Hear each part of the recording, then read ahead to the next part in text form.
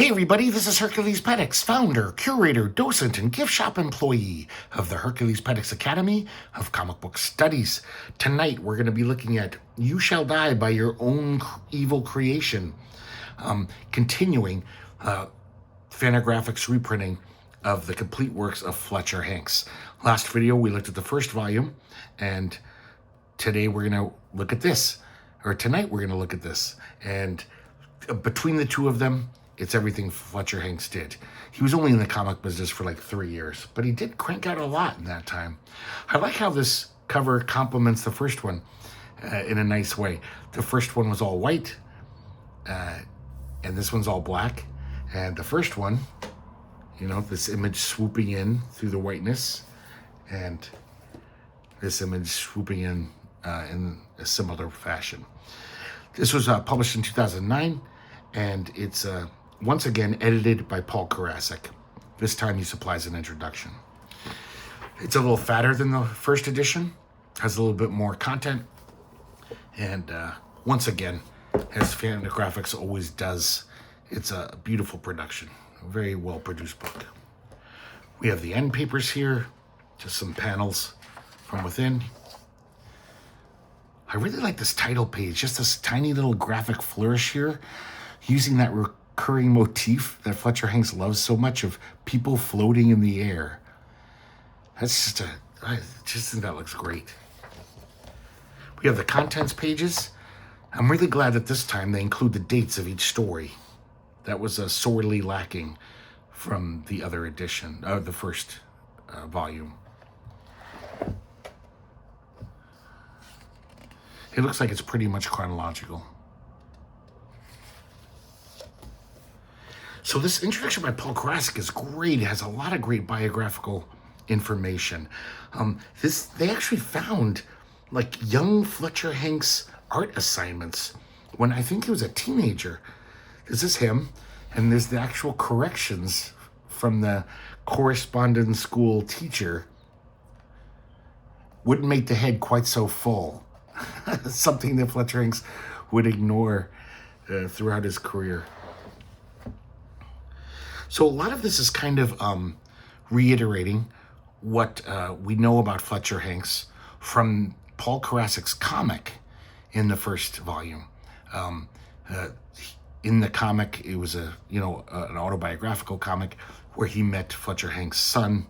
He tells him about the little he knows of his father. The father ditched the family when the kid was 10, when his son was 10. But they add a lot more information, and also getting to see this crazy, like, early art by him. This is also from his correspondence school. As is this.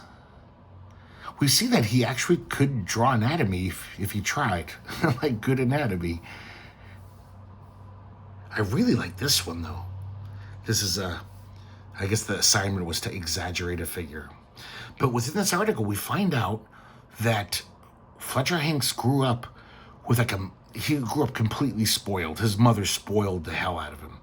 And at a young age, he started drinking and he started carousing. And he graduated from your everyday scamp to graduated to some rapscallionry. That's not a word. Rapscallionry. And within a few years, he was a full-on scoundrel. But his mother always protected him and indulged him. So he just kept getting worse. Apparently, he was the terror of his little town, and he was bad news.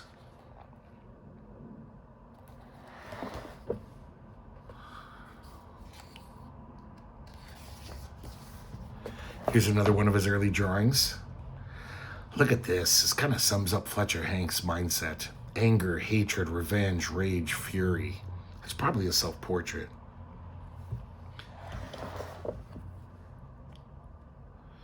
Another early drawing. Try to do some like political cartoon. And foreshadowing his future work. A brutal clutch of people just squeezing them with their hand. He does that a lot. It's a very weird thing he does.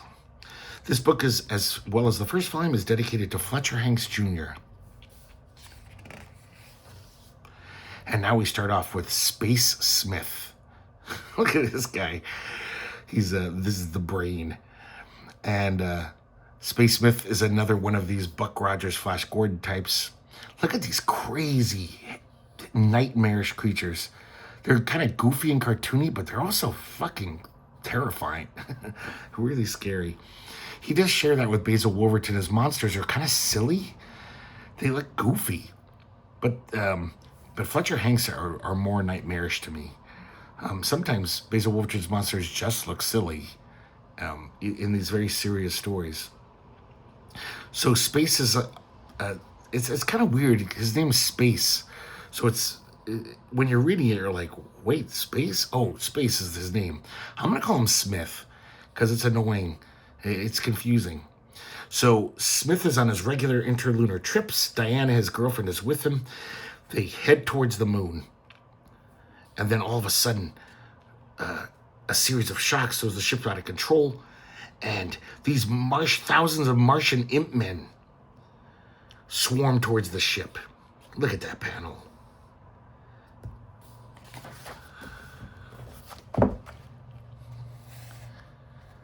So they hit him with these radium rays, and Smith and Diana are knocked out. Look at these little imps. They're terrifying.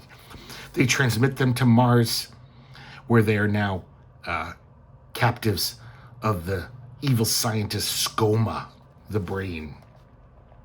Look at these bizarro things in the background. What the hell are these things? These are like ridiculous. They're like, I don't know, children's toys, or I don't know, they're just bizarre. All of this technology that he attempts to draw is so ludicrous. So, Smith asks, why have you brought us here? And he says, look at the television screen here. And I'm going to destroy the Earth, the armies of the Earth and its people with these equally ludicrous looking war machines. Look at this thing. It's like a really shitty AT-AT from Empire Strikes Back. And then I will descend and become the greatest ruler in the universe. And for my queen, I will take Diana. And you I shall change into a genius like me, which seems kind of dumb, because then he'll be as smart as you and be able to, fight you better. So, of course, Diana does not like this idea. He says, fine, then you'll both be killed. You shall die a horrible death. The Immen jump at our heroes. Smith tries to fight them off, and he says, Diana, grab the guns. And they leap out the window.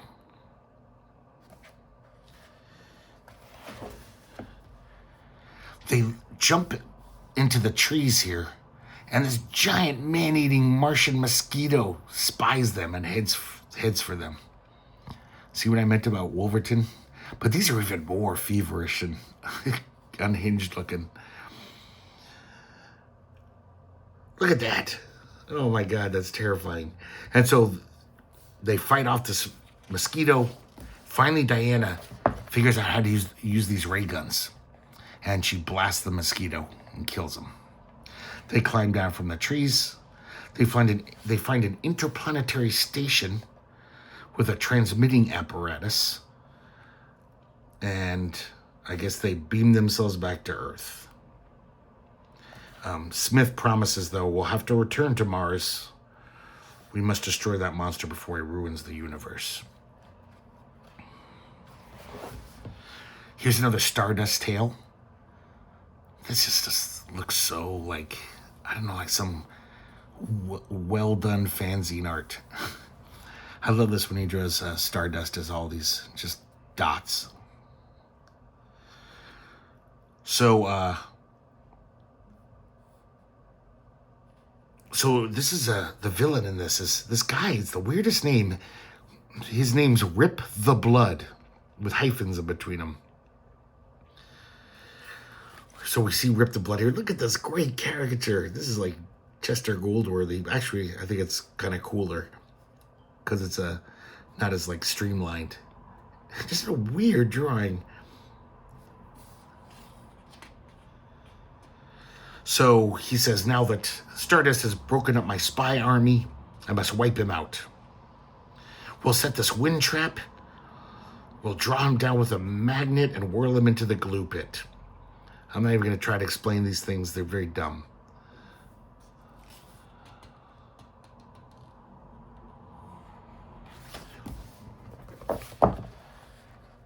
I really like these primary colors he uses. They're just, they're really basic.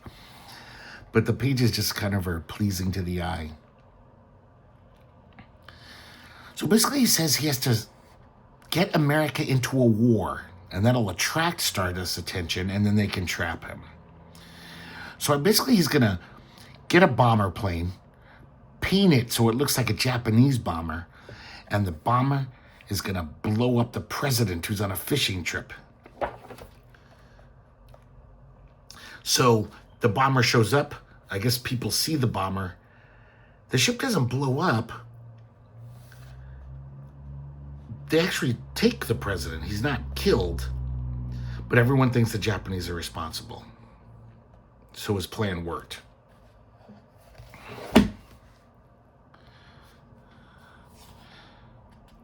So then Stardust shows up and averts the war.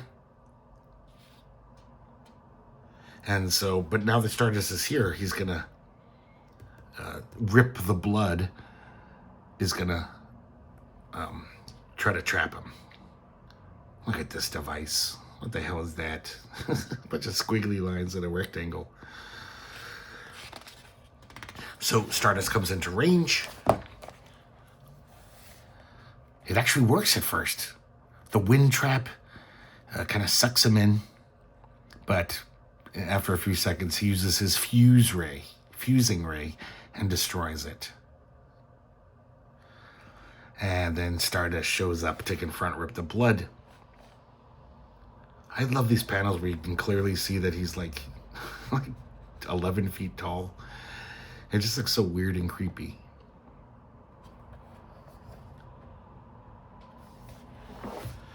So now his goons are gonna shoot him with a blood-drying needle bomb. What the hell is that? Can't even wrap my head around that.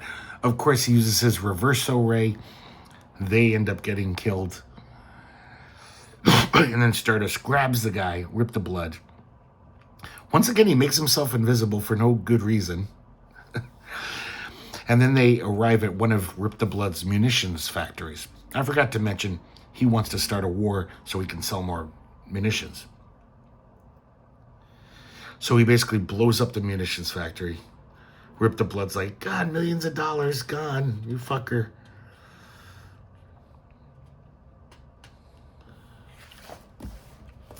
And then once again, Stardust levitates all of his conspirators. Look at them here bent over as if they were laundry left out to dry. Such a weird image. And he puts them in custody. And then another ray comes out. And Rip the Blood lunges for Stardust. Stardust grabs him. Look at that. And he just throws him off the cliff. Nothing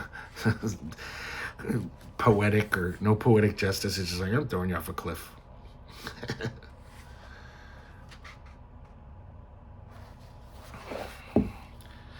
Next we see Taboo, Wizard of the Jungle. And so obviously he's trying to make a Tarzan type character.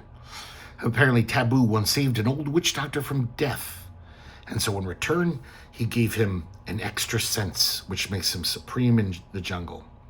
He can run faster than an antelope, he can climb better than a monkey, and he can stalk animals better than a black panther.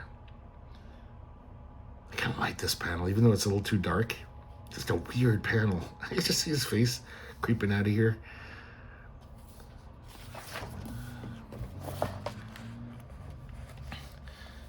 Oh, they continue. He can leap higher than a leopard.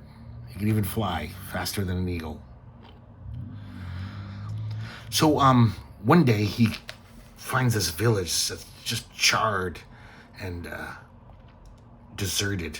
Jackals and vultures are feasting among the ruins. It turns out it was slave raiders. Just like Phantoma, he talks about the jungle born. They have killed the jungle born. They will learn the power of jungle justice.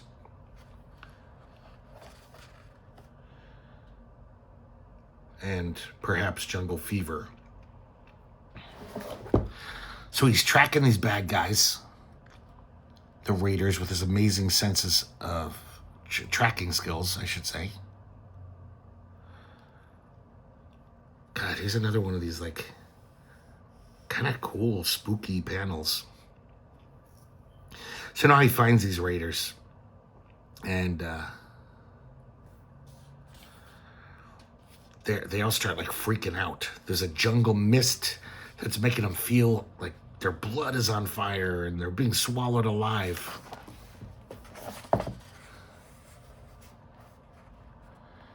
So he decides to add to the jungle torment. He calls the jungle night wind, and he blows their torches out. So now they're in the dark. They make it to daytime, and they're like, oh, thank God we'll be out of this jungle soon. There's another weird panel where we just see his head poking out of a bush. It's so weird. So they're on this pass, this mountain pass, and all of a sudden their path is cut off by a tiger. And then there's apes in the trees above them. And then they pull out their guns, but then a volley of thorns shoot out from the jungle. I guess they have like a mild poison on them, because all of a sudden their arms are deadened. And now from all sides, there's these jungle creatures on both sides of them, monkeys around on top of them. And they're slowly driven to the edge of the cliff. Look at all these panels. He's just like, it's almost like, I don't want to come out. I'm shy. So weird. Oh, man. I like this. He has some weird spell. Alakatabu ni pafenyal. So the cliff starts shaking, and eventually the wind increases and it knocks these guys off the cliff into this slimy pool. And then these giant snakes come out and attack them.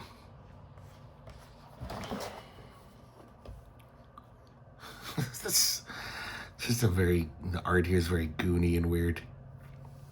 So they run away from the boa constrictors, and then Taboo's in hot pursuit. He confronts them, and then he turns into a gorilla. The men run away, and then they're mired in the mud. And then, God, I love this gorilla here. And then this is so weird. This is so like Wendell Allen Pugh looking Googie Walmart guy. Look at this weird thing. The gorilla turns into a jungle tree vine. All the guys can't believe their eyes. The tree vine begins to grow and then reaches out with its tentacles and grabs these guys. And then they all disappear, and in their place stands Taboo. Very strange. Why didn't he just make them disappear in the first place? That's all he had to do. He didn't have to turn into a gorilla, turn into a whatever the hell this fucking thing is. So he saved the day, and he goes to see his witch doctor buddy, who gives him a kudos. Next, we have another Space Smith adventure. God, I love this little splash panel here. It's just like some crazy graphic design. Colors, everything about it. So now Space, I'm going to call him Smith, I forgot. Smith and Diana are heading back to Mars to destroy those Martian bad guys. So he's going to destroy Earth with his anti-Earth demolishing rays. So I guess they're demolishing rays that only work on the planet Earth. You can't destroy Venus with them. And they're getting closer to Mars, and then hundreds of Martian ships appear.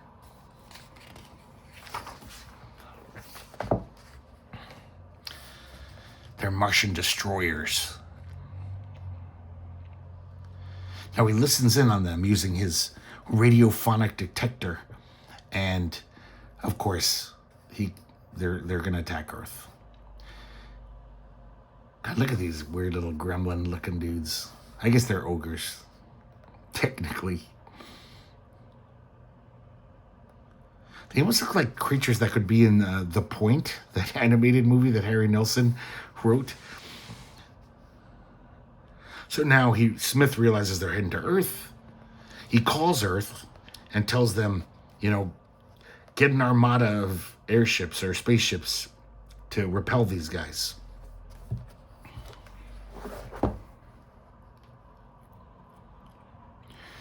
The Martian ships try to demolish Smith's ship, but they have a ray-resistant ship.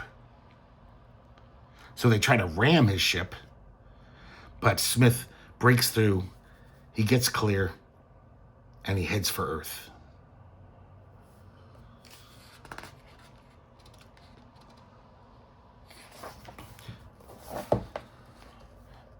These guys make me laugh. So goofy. So now Earth is getting ready for this attack, and look at this great battle scene between the Martian spaceships and the Earth spaceships. That is just crazy. Just very chaotic image. A lot of times though, you can tell he's getting lazy. We just see these little black silhouettes. It just looks like he spilled ink. Or it looks like a leopard pattern if you blur your eyes. So now the Martians decide to dismount from their ships and bring these guns straight through the atmosphere and head right to New York. They're going to start their attack on New York. Anti-spacecraft guns are mounted. They get a lot of the Martians, but some of them slip through. So we see a few of them have set up their guns, which are going to destroy everything. And then Smith hits them with a shrinking ray. So the Martians are shrunk so tiny they can't operate their guns. They're not strong enough. And they get smaller and smaller until they just drift away in the breeze and drop into the sea. And so once again, Smith saves the day. All the Martians are killed. And once again, he promises to return to Mars to get these bad guys, the leader. Now we have another Big Red McLean story, King of the North Woods. He's the lumberjack character. It's so weird reading these stories. I never realized there was so much crime in the lumber industry. It's worse than working on the docks or something. It's like, man, there's all these lumber racketeers and lumber scofflaws. So this seems to be before the first story that we read, the stories we read in the last volume. This seems to be when Big Red first got his job at the Great Bend Lumber Company.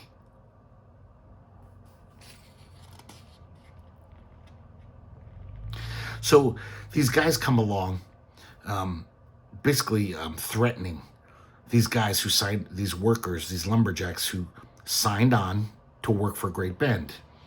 They basically said, you got to work for Red River, our company. We'll pay you $15 more a month. And besides, if you don't, we'll knock your brains out. So Big Red is there, of course. He says, not so fast there, smart guy. I don't like the way you do business, and I don't like your face. I can't change your business methods, but I can change your face. It slugs him.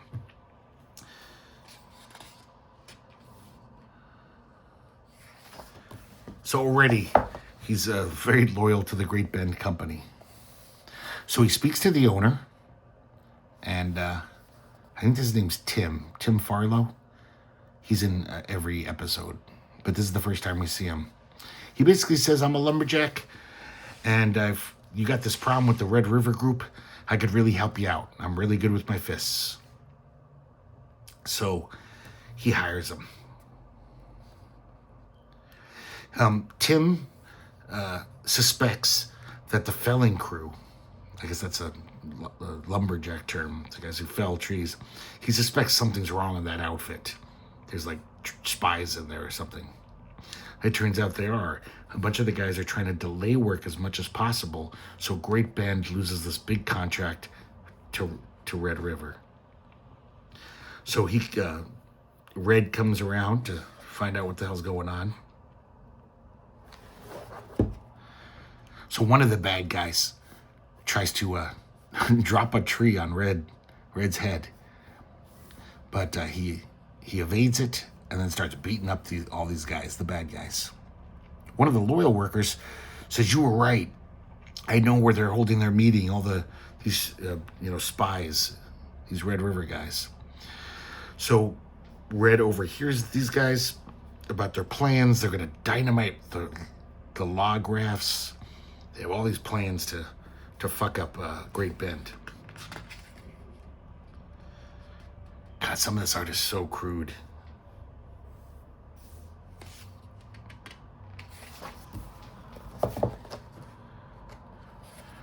So Red breaks them up once again by just kicking everyone's ass. He sees the train, a runaway train. He runs and jumps into the cab and stops it. Look at this crappy panel here where these guys are talking and it's just coming from behind this door. That's the image we get. Comics is supposed to be a visual medium, but that panel, he forgot it in that panel. So Red goes to this pub, this bar at night, and all the bad guys attack him. God, look at him. He's taking like 12 guys here, beating the shit out of all of them. I like how he says, "Step in and get it and like it." So meanwhile, two of the gangsters, the lumber racketeers, are planning to blow up the log rafts. One of the smaller log rafts is dynamited, and Mr. Farlow is close enough, Tim Farlow, he's close enough to be injured. So Red finds out, and he decides, okay, I gotta complete this job myself. I gotta go on a manhunt. So he finds the two guys who blew up the log raft, takes them to the Mounties, and then he makes everything right. And some of these comics end so anticlimactically, like I turned the page thinking, wait, is there more? This is the last panel. 3 days later. Are you Mr. Farlow's nurse? Well, please tell him everything is okay. And that's the end of the story. Here we have another Fantoma story. And this is about the elephant's graveyard. So we see this old elephant named Mala. And she's bedecked with jewels. I guess maybe she was the elephant of a sultan or whatever, some rich emperor or something. And he's heading to the elephant's graveyard. He knows it's his time.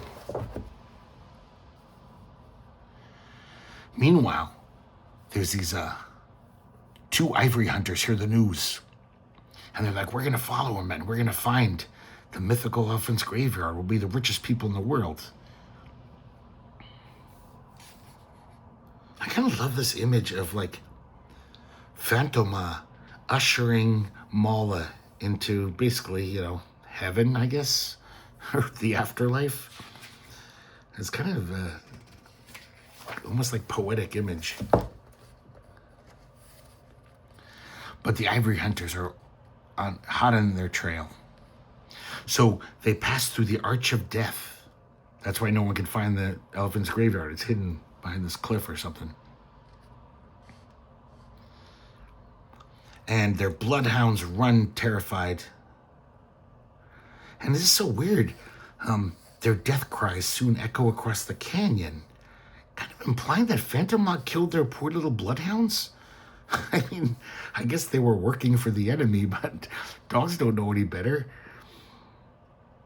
And then the scary visage of Fantoma comes out, her skull-faced version.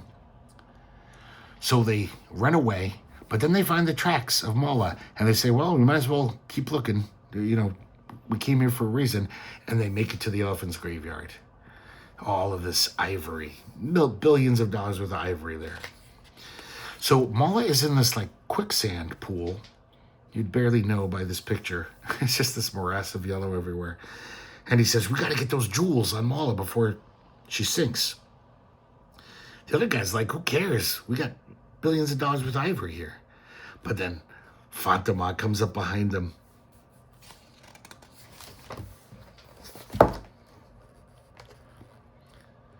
She seals up the Arch of Death so they can't get out. She says those who visit the elephant's graveyard will never get out alive. God, she's terrifying when she turns into her skeleton form. So these guys don't care. They're just like, because she just keeps warning them. She doesn't do anything. She just says, turn back, stop your evil ways. And they're like, who's afraid of a skeleton? Let's get those jewels. And they lay out some blankets and to skirt along the surface of the quicksand. And they pick all these jewels off of Mala before she sinks. And they bring them back to the arch. And then one of them stabs the other guy in the back. He's like, I don't want to share this with you. It's just a weird layout to me. This strange panel. But then, of course, he gets his comeuppance and he sinks into the quicksand. He asks for help, but of course, Fantoma just watches him die. We have another Space Smith story. Look how fucking weird these characters are. So, these are, well, actually, we'll get to it in a second. So Smith and Diana are on their way to Mars to destroy the Great Martian Central Brain. And all of a sudden, they're flying past Venus, and they see strange-looking women with head guns transmitting themselves on giant saurians. Let's look at those head guns. They're great. What a bizarre, stupid image. Oh, here we get to see them in their full glory. Look at them. Oh, these are the leopard women of Venus. I guess they do have little spots. I don't know why they're not yellow, though. So they start firing at our heroes. Their controls are smashed. And then apparently, this is shows even more the ignorance of Fletcher Hanks. There's portholes in the ship. And we'll see this a bunch of times in the stories. There's no glass in them, as if it was like a ship on Earth. So the leopard women just climb in. They don't have to smash any glass or anything. So I guess Fletcher Hanks doesn't know about the vacuum of space. So they knock our heroes out. They transmit them to the planet Venus. And then when they come to their senses, they're in the presence of robot scientists. Doesn't that sound like a Guided by Voices song? In the presence of robot scientists. Track 4. Look at these great character designs of these robots. I can almost picture Gary Panter drawing these guys when he's like less sketchy.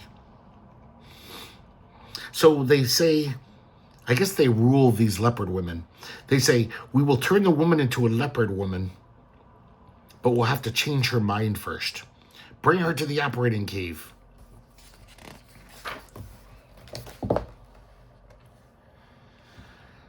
So they seize her. Smith breaks free.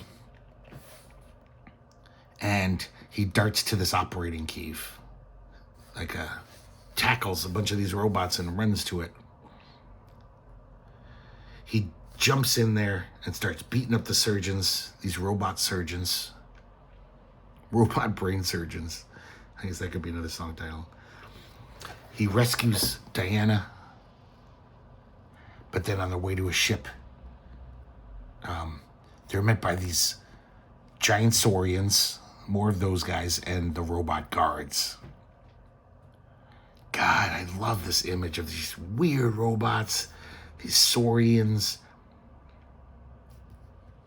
This is the kind of stuff where it's just like something a 13-year-old would draw instead of listening to the teacher. Just like, I'm going to have 100 robot scientists and there's going to be 5,000 saurians. I'm going to draw every one on my my lined paper. And the 12-year-old within my brain appreciates it.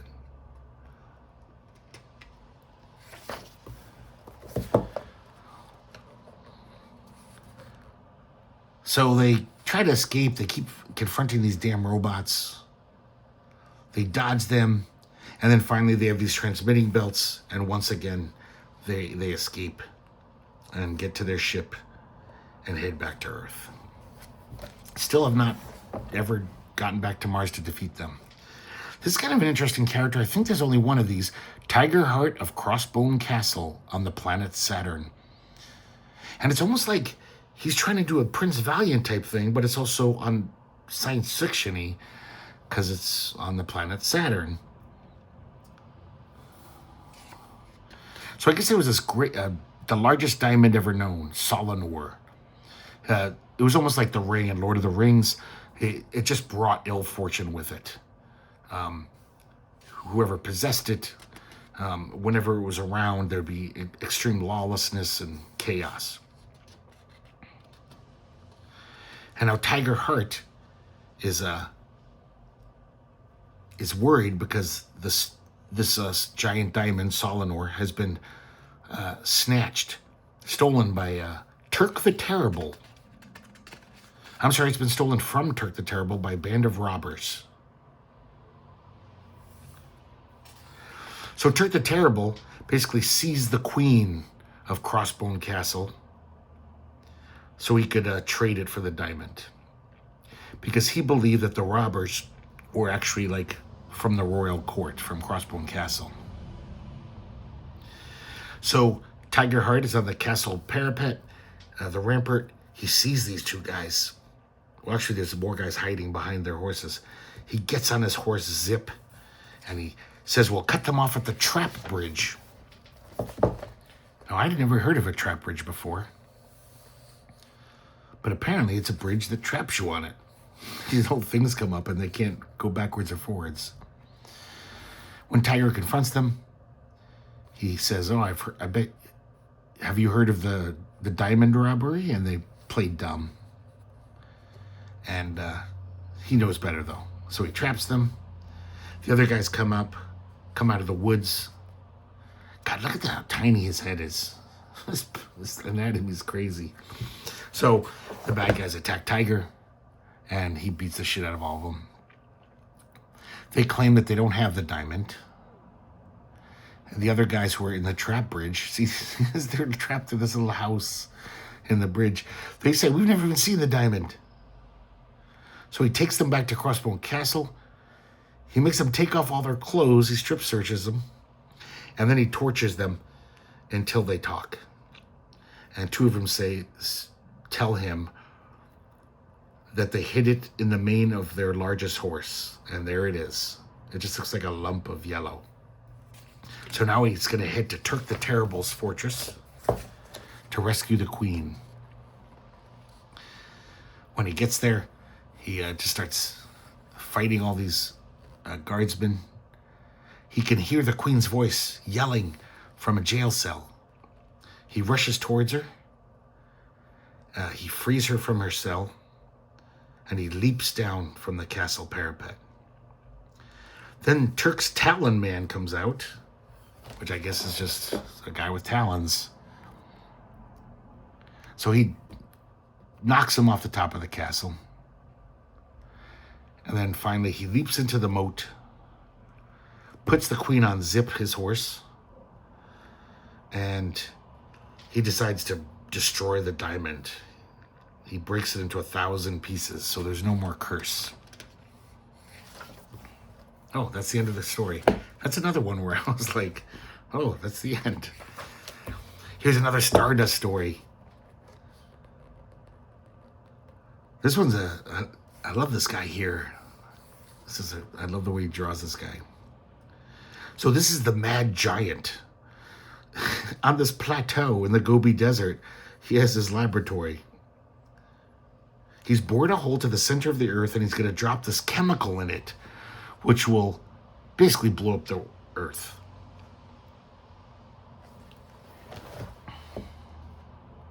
Once again, he wants to end civilization. All these guys don't like civilization. It's like they're all Unabombers. So in Lake Michigan, this giant volcanic crater rises from the water close to Chicago. So Stardust realizes that Chicago will be destroyed by looking at his tinkered toy telecommunications devices. Once again, I love these things. They're so wonky. They're so ridiculous. So tons of huge red hot rocks rise into the sky next to Chicago. It's not looking good for that toddling town. And finally Stardust shows up. He destroys the energy of the red hot rocks through some very ridiculous scientific thing. And then, but the volcano keeps growing larger and larger. So the bad giant continues pumping chemicals into the Earth's core. So like this will happen all over the world. But Stardust shows up at his plateau and tries to kill him with these rockets. Stardust evades them.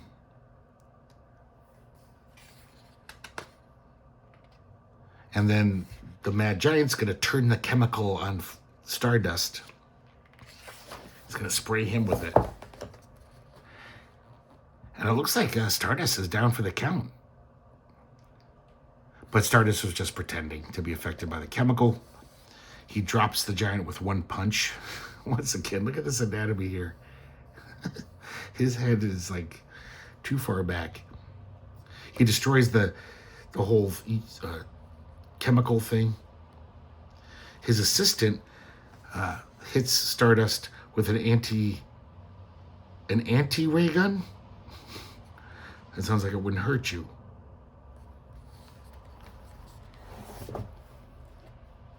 So Stardust, of course, evades it and blows it up. And then he slugs the mad giant through the wall. Oh man, that panel is something really weird about this. Once again, his head is way too far back. He'd be dead. But just a very wonky panel. This one's very odd because all Stardust does is he grabs him and takes him to the interplanetary police. No violent retribution, or doesn't murder him like the Spectre. Next, we have another Space Myth story. So, once again, Smith and Diana are heading to the moon. I guess they received a mysterious radio call from a lunar station saying, hey, you should come here. There's a new comet in the sky. It's made of gold. You should come up and look at this comet with us. So when the comet goes by, I guess the comet magnetizes Smith's ship and it starts getting all wobbly. And luckily he lands it on the surface of the comet. Look at that horrible face there. And look at these guys. This looks like that Brain Fantasy comic, Underground, I looked at like, I don't know, what was it? 2 months ago, 3 months ago? It kind of reminds me of that kind of character design. This really, I don't know, almost, it looks drug-induced. So, basically these goons, they take Smith and Diana, or attempt to take Smith and Diana to their leader, the Thinker. He's watching them on this weird telescreen, which seems like it's just static that makes little shapes.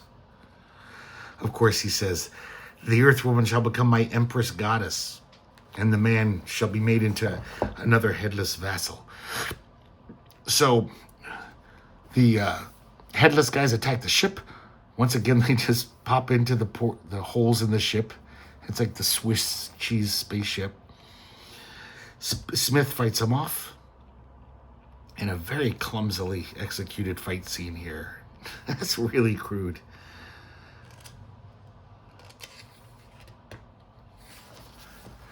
So Smith and Diana realize they've got to attack this central control. They got to find this thinker guy.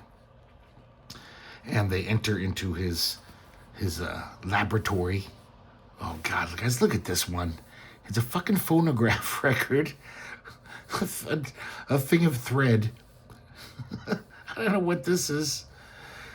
Like a dog penis looking thing with a little squiggle, with giant pubic hair coming out of it. Some yellow Hershey's Kisses on a platform. This is crazy. Okay, so Smith gets caught in these like pincers.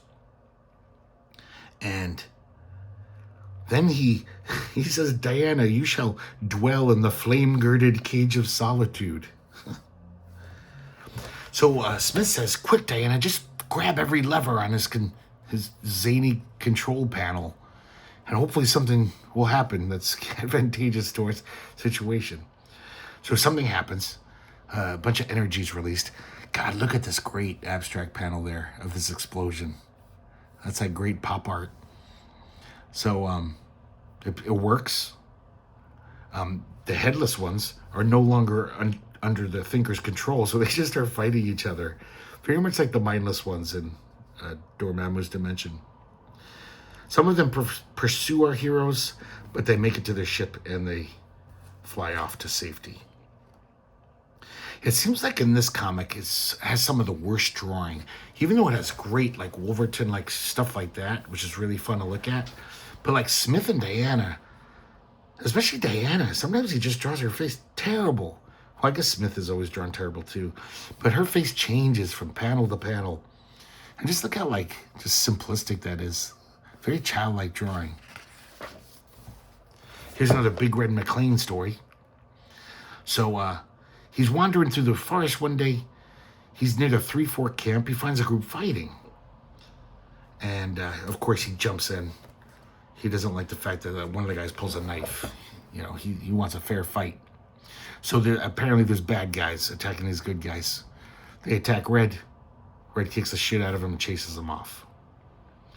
So one of the good guys says, hey, I caught those guys stealing my lumber. I own this land here. Well, I guess it was just one guy versus all the bad guys. Here's the stumps. They do most of their stealing at night. So Red just says, I'll hang out here for a while. I'll help you out. I'll stay up all night, keep an eye on these guys. I don't know why, this is just really weird to me. The way he's just in this tube of the tree, even though he's standing in front of a tree. It's just a weird alignment. So after 3 nights, he's rewarded with, he sees these guys show up with axes in the middle of the night. They start chopping down trees, and of course Red wades into him, fists a-flailing. This Red McLean is indomitable, unbeatable. He's a fucking beast. So he punches them all off of a cliff, throws all their equipment off of a cliff, like their truck. And then it's breakfast time, so he says, I'd like to make you my partner. So this is McLean's partner. I was confused. He used to work for that guy at Great Bend, but now, from now on, he's the co-owner of Farr and McLean Lumber Company. He's just happy he's getting lots of flapjacks. He's like, I'll be your partner as long as the flapjacks go with it. He's like me. I'd go into a business deal for some giant stack of flapjacks. Here's another Phantoma story. This one looks very photo-referenced, like he looked at a movie magazine. You see that throughout the comics. Some panels are better drawn and very naturalistic anatomy and body positioning, and you realize, oh, he copied that from a magazine. So once again, Fatima, using her amazing senses, she sees this laboratory of the scientist is working on a serum. He's basically gonna take apes and give them brains superior to any man so he can conquer the world. Apparently, they must find these Gorgon gorillas, who are like the biggest gorillas in the jungle. He mounts this expedition. He gets trappers.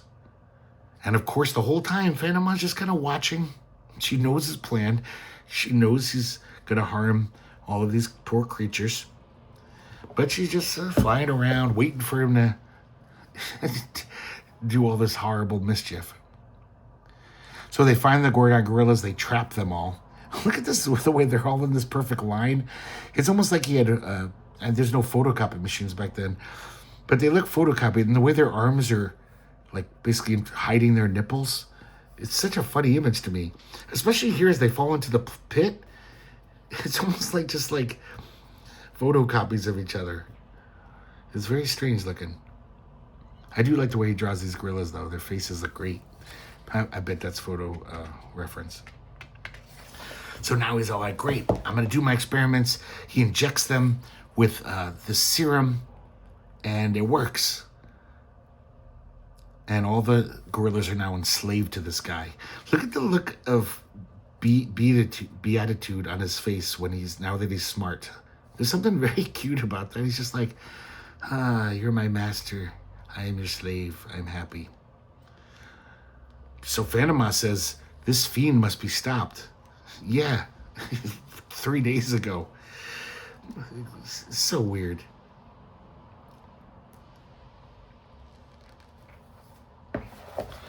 So he gets more and more Gorgon gorillas. He makes them smarter. And finally, Fatima shows up. But once again, just gives him a warning. Look at this time. It's both of her faces. It's her pretty face and her skull face. She says basically, stop your plans, or you will die a jungle death. And they just say, who's that? I don't know, some meddler. Let's continue with our evil plans.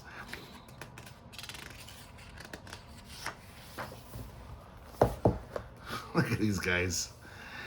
What a bunch of lugs. So apparently one of his partners is scared of Fatima's warning. He tries to escape, and the bad guy shoots him in the back. He gives the gorillas guns, and the guns go on a rampage. Look at that angry gorilla. That's angry. They attack these poor villages. And finally, Fatima grabs the guy. Look, I love this panel. Look at these guys. Terrifying. This, once again, you can see, like, this looks like a panel from an underground comic. I don't know which artist, but it definitely looks underground. So basically, she drops him into the midst of the super gorillas, who are now not under his control anymore. And look at this. They rip him to shreds. We see a leg flying in the air, an arm. This is before comics kind of, got all sanitized and normalized. They were like, no, we can't do that shit anymore. But Fletcher Hanks did whatever he wanted. I forgot to mention, in the introduction, we also find out Fletcher Hanks was a true auteur. I don't know if that word applies to Fletcher Hanks. He was a true maniac, that's for sure. But he did everything. Lettering. I think he even did the color steps, the suggestions. So Fatima saves the day once again. Another Space Smith story. And once again, Smith and Diana are trying to break a speed record to the moon. And in their way is this opaque star gas. Now it starts to move and change. And it turns into like this almost octopus shaped gas cloud. And its tentacles reach for Smith's ship. God, look at that art's just so goony. I gotta get some water, guys. Ay. So the tentacles reach out, and within this gas cloud is an island, a floating island. When they fly down there, they see these weird looking creatures armed with strange weapons. They have very well developed thighs for such scrawny creatures. Because they're like grasshoppers, they can leap great distances. They leap for the portholes of the ship. Smith tries to zap them, but they make it through. And then once again, hello, hi. Thanks for having these holes in your ship. They're just peeking in here. So they enter the ship, and Smith tries to fight him off. And God damn it, I forgot her name. How could I forget her name? She's in every story. Diana drops a net on them. Then they just are like, okay, they're trapped, even though they've got their weapons with them. So while they are flying through space, the bad guys, these aliens, release like a sleep gas. So Smith and Diana regain their consciousness, and they're like, hey, how lucky for us, we're back on Earth. So then these aliens that, seem kind of dangerous, they march them out into Central Park. But of course, these guys have those big thighs, so they just leap away. And then they jump on these planes. They use them for more boost. They race high into the sky and finally disappear. So these guys just leaped off of Earth back to their floating island. Such an anticlimactic ending. Like, there's no real fight. They knocked them out. And then when they woke up, they were like, oh, okay, they escaped. Even though we weren't really trying to keep them. Very odd story. I bet this was a Deadline Doom story where he had no idea what to write, and he just made up that story off the top of his head. So now, as I said, Big Red is Tom Farr's new partner. He's discovered that much valuable lumber is missing. See what I told you? It's just the lumber business is cutthroat. So, of course, Red's going to get to the bottom of this. He made some secret marks on each stick so he can identify the logs.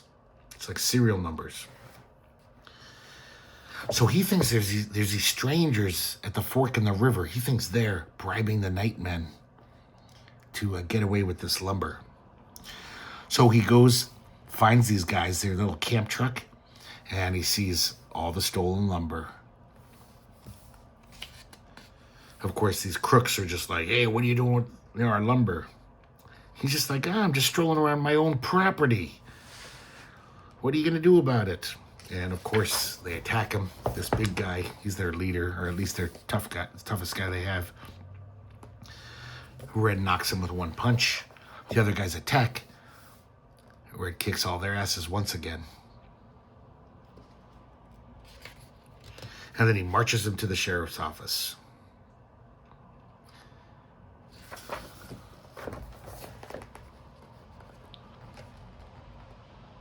So apparently these guys have done lots of lumber-based crimes, so the sheriff is very glad, and he gets a reward. Whirlwind Carter of the Interplanetary Secret Service, yet another Buck Rogers type character. God, I love these weird guys. Once again, look like something like Kim Deitch would have in one of his comics. So Whirlwind lives on the highly civilized planet of Venus. And he's part of the Interplanetary Secret Service. And he has this insanely stupid-looking device. Once again, guys, look at this. This is just craziness. So he's using this technology to look out into space. He sees an Earth scout craft and a Martian destroyers in hot pursuit. The Martian shoots comet fire at the Earth ship. The disabled Earth ship struggles to make a landing on Venus. The ship crashes, and inside is a woman. A very beautiful woman.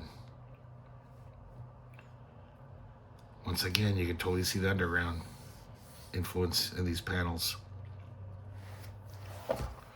So it turns out she's Brenda Hale, an agent in the Space Army. And she recognizes him. She says, the Martians are organizing to conquer the Earth. Will you help me? And so they team up. They make it to Earth, and the Martians are already attacking. Thousands of ships. They land on the outskirts of the largest cities, and soon these Martian hordes are killing everyone in sight and also putting them to sleep. The captives are taking the ships. It's so weird. They put them in these rockets, 2 by 2, and they fire them into space. That's how they get rid of all the people. I don't see why they couldn't just kill them and mulch them. It would just be more, make the soil better. So they're just floating around the stratosphere. Once again, floating objects in the sky. Of course, Smith rescues them. He magnetizes a ship and they're all drawn to it. And he releases them on Earth.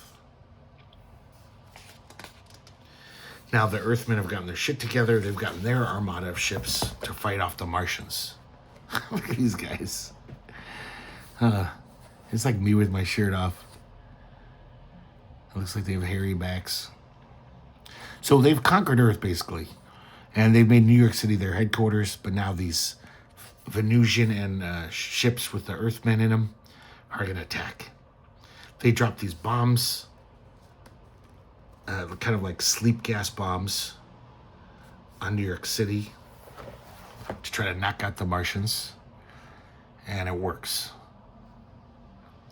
So they land in New York, and it seems like there's no one around. You know, everyone's passed out. Not a soul in sight. But then look at this weird thing. This cloud-like tentacle reaches out from a doorway. It wraps around Brenda. This is such a just dope-addled, well, I guess in his case, whiskey-addled vision. Smith recognizes it. He says, that's a Martian vapor arm. So now the Earthmen are running through the streets trying to find these Martians, and they do. But the Martians are still groggy from gas, so the Earthmen start beating the crap out of them. He finds Brenda, and once again, they drop even more gas bombs on the Martians. The Martians rush to their ships and escape. And the last panel, someone on Earth, I don't know, the president of Earth, says, he says, you have been appointed head of the Earth Department of the Interplanetary Secret Service. So good for him. So it looks like now, every now and then he draws Fanta more like Marlene Dietrich with the big soulful eyes. So different than the way he draws her sometimes. And once again, she's flying around the jungle. She suddenly sees a shooting star heading towards Earth. An asteroid embeds itself in the ground. A secret scientist in his observatory sees this. And she says, oh, that's the observatory of Mundor. I'll have to watch that clever fiend. He probably has bad plans for that asteroid. Which he does. And so he kind of climbs onto the asteroid. You know, it's a small planet, so there's like skeletons of these giant creatures there. He finds why they're so big. He finds this strange plant, the supervitamin plant. So anything that eats it becomes gigantic. He finds some of these eggs in a crevice. I guess they were protected because they were in this crevice. And he says, I can use these eggs to conquer the jungle. Everyone wants to conquer the jungle. He even says that I shall be a tyrant ruler and a merciless dictator. He's honest, at least. So, once again, Phantoma's watching all this. So the eggs hatch. And I'm sure this takes days or weeks. He feeds them the super vitamin plant. The reptiles grow. Phantoma doesn't do a damn thing. So now that they're full size, he conquers the jungle, or attempts to. First, though, he wants to attack this palace. It's Prince Abdul's palace. It has a huge treasure in it, fortune, and he wants to take it. So the giant lizards attack, and the residents all begin to rise into the sky when Phantoma shows up. Then all the buildings rise into the sky, above the reach of the reptiles. Now she says, you must call them off to Mundor. Of course, he says, screw you. He commands his lizards to leap up and grab the floating buildings. But Phantomar scares them off with her skull head. And finally, they leap high enough. But the treasure vaults remain floating. That's what he really wants. Still not doing a damn thing to Mundor. She just keeps flying around saying, Mundor, you are doomed. Eventually, I'm going to get around to it. I'm going to seek retribution. So now they go rampaging through the city. And the city tries to fight him off. Finally, Phantoma does something. Well, she did something before, but now she actually is proactive. So she zaps these lizards and says, return to your asteroid. Look at this, like, I love the body language of this lizard. He's kind of like, hey, man, leave me alone. like a dog when he's done something bad and he knows it. So she says your hypnotic power over these lizards has been taken away, so they're not listening to him. Now she grabs Mundor and she flies past the reptiles back to the asteroid. And then, another one of these things for no good reason, she says, you're going to eat the super vitamin plant and become large enough to rule the reptiles. But you'll have nothing on this little asteroid except for these reptiles. So she throws the asteroid back into space. And, I don't know, I guess that's punishment, but not nearly as bloodthirsty as some of the other ones. Next, we have this Yank Wilson Super Spy Q4. Once again, a different pen name. So, the United States Navy has just completed a new fleet of giant submarines. But when they're testing them, a leak springs in all of them in exactly the same location. 6 of the submarines sink. Luckily, the guys have these artificial lungs. They make it to the surface. Look at these things. No artificial lung has ever looked like that. It's like a hot water bottle. Oh my God, that's funny looking. So it turns out Yank Wilson is one of these guys whose sub was sank and he made it to the surface. He realizes this must be the work of spies. The leaks were in the same place. And he realizes it's probably the guys who painted the subs. They did something. So he goes to this shady place and these guys are just admitting it in this club. They're like, oh yeah, we'll sink all the subs soon. Good start. So Yank hears this. I'm so glad my parents didn't name me Yank. A terrible name. And using his radiophonic pencil, he eavesdrops on the ringleaders. They want to destroy every submarine and battleship. And even the aircraft. So the FBI prepares to round up all these spies. And basically every naval vessel is issued, ordered to be repainted. So they can round them all up at once. But the spies start to get suspicious. They're like, this is a little too good to be true. We better call our commander. Yank overhears them. And he sees all these bad guys enter a building, I guess, to meet with their bosses. And he has some pineapple bombs, which I think are hand grenades, right? And he wipes out the entire laboratory, which is in the middle of a city. I'm sure there was some collateral damage here. God, that's really expressive, the yellow jagged lines and then this black. Kind of looks cool in an abstract way. Got some more of those just weird color schemes, but they're really nice to look at, or just at least interesting. So now he sees the spy leader flying away. He gets in a plane. They have a dogfight. God, this is a crappy panel. Look at this shitty explosion. These planes, once again, look like he had a toy plane, a badly designed toy plane, and he used that as a model. So all the spies are rounded up throughout the country. And he forces the spy leader to land, and he knocks him out with a punch. Saves the day. Another Space Smith story. Oh, guys, I love this character design here. Look at this guy. So now Smith and Diana are returning to Earth after a trip to Mars. Something's wrong with the controls. They're going backwards.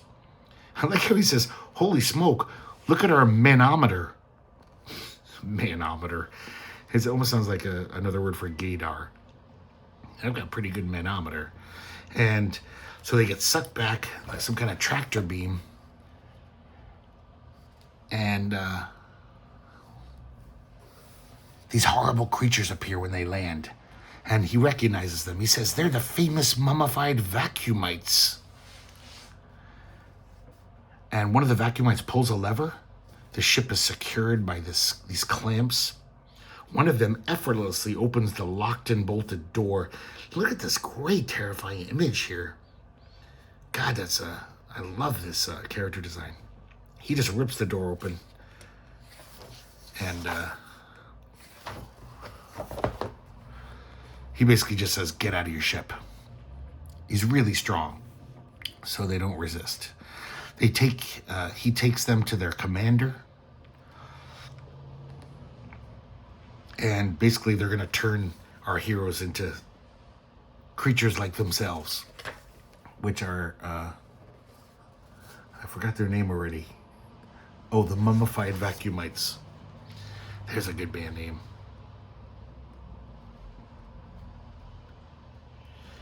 Oh my God, look at her face there.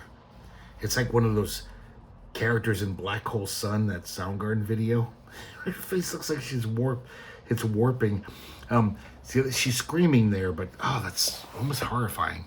Very bizarre. So they do this trick to get out of jail, and their jail cell. Smith picks up one of their guns, but he can't figure out how to work it. So they swarm over him. He throws it to Diana, who runs out the door. I guess to give her time to figure out how to use it. Oh, once again, I can't stop talking about how much I love these guys. This is all in the public domain. Any cartoonist out there should steal these characters. If I could draw, I would in a second. So she gets the gun working. She zaps these guys, kills them. And they get to their spaceship. But then the meteor, the vacuum meteor, starts chasing them. And then it has them in their slipstream, basically, and they're back in the tractor beam. But somehow Smith does some kind of cool spin and edges his way to the edge of the vacuum and frees himself. And that's it. I guess they just give up and fly away. This vacuum asteroid, or whatever it's called. Big Red McLean once again. So apparently, Big Red's partner, Tom Farr, has hired a husky city man. Apparently, he's a loafer and a braggart. Red doesn't like him. Turns out he was a heavyweight prize fighter at one point. And Red's just like, yeah, I think he's a phony. So, God, what's his name? Let's call him the loafer. I don't see his name anywhere. The loafer challenges Red to a fight, but he backs down because he's chicken. The other guys are like, hey, Red's really strong. So then he takes out his frustrations on this little guy, and Red intercedes, says, pick on someone your own size, knocks the box. I'll call him the boxer. Knocks him out with a punch. He says, get back to your job. Yeah, that's some boss. He'll just slug you. So The boxer says, I'm going to set a trap for him. So one day, Red's chopping down a tree. He says timber, the proper warning, but then the boxer shoves another lumberjack under the tree and then tries to frame him for incompetence and carelessness on the job, which is a serious accusation if you're a lumberjack. Apparently this guy's not dead, even though there's a giant tree on his body, but he's just taken to the hospital. So the boxer's lying away. He's lying all the authorities. They're like, I guess we'll have to arrest Tom.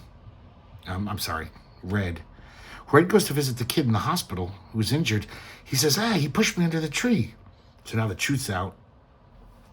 And Red, of course, is furious. He goes up to the boxer, cracks him one. And turns out this guy's a criminal that the Mounties were looking for. So he did the Mounties a big favor. We have another Whirlwind Carter story. That's a pretty groovy logo. Look at that. Look at these guys. Oh my God. These aliens are getting more and more silly. So Whirlwind is in a super observatory. He detects the approach of an invisible planet from a distant orbit. Oh God, guys. Look at this thing. This is like something from the Yellow Submarine movie. Like, it's so goofy. What the hell is this thing? And then look at this observatory. This is like totally like something from an underground comic or some psychedelic thing. So he's worried about this planet. Turns out that it's the movements of this planet are controlled. He says it's the planet of black light, the coldest planet in space. When he eavesdrops on them using his telecommunications devices, and then he even uses his television so he can see them. Oh my God, look how come on guys, this is just total underground comic shit right here. These are the black light men. Just like Rory Hayes looking shit. And of course they're gonna attack Earth. He says, no wonder they can endure the cold. Look at their thick skins. So they just have all this like wrinkly skin around them like Shar-Pei dogs. So they're going to use the anti-solar ray against Earth. He calls up Brenda Hale, remember, from the Space Army. And I guess they're going to, once again, destroy the gravity on Earth and also freeze the Earth, too. So they hit Earth with that ray. God, look at this, guys. This is just so weird and just crude and bizarre looking. So now the Earth is actually leaving its orbit.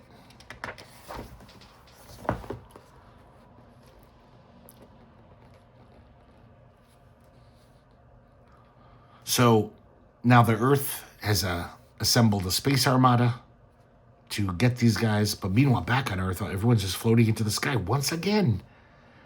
Just like the Rapture.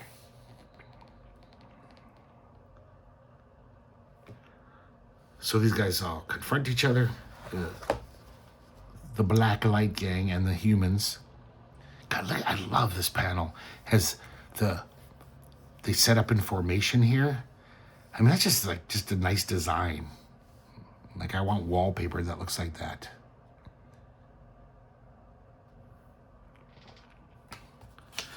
So now they're attacking the Black Light planet, which is just flying around out of control. So meanwhile, back on Earth, the gravity's restored, and all those people who were flying up to the stratosphere, they all felt millions of people are killed and injured as they fall back down.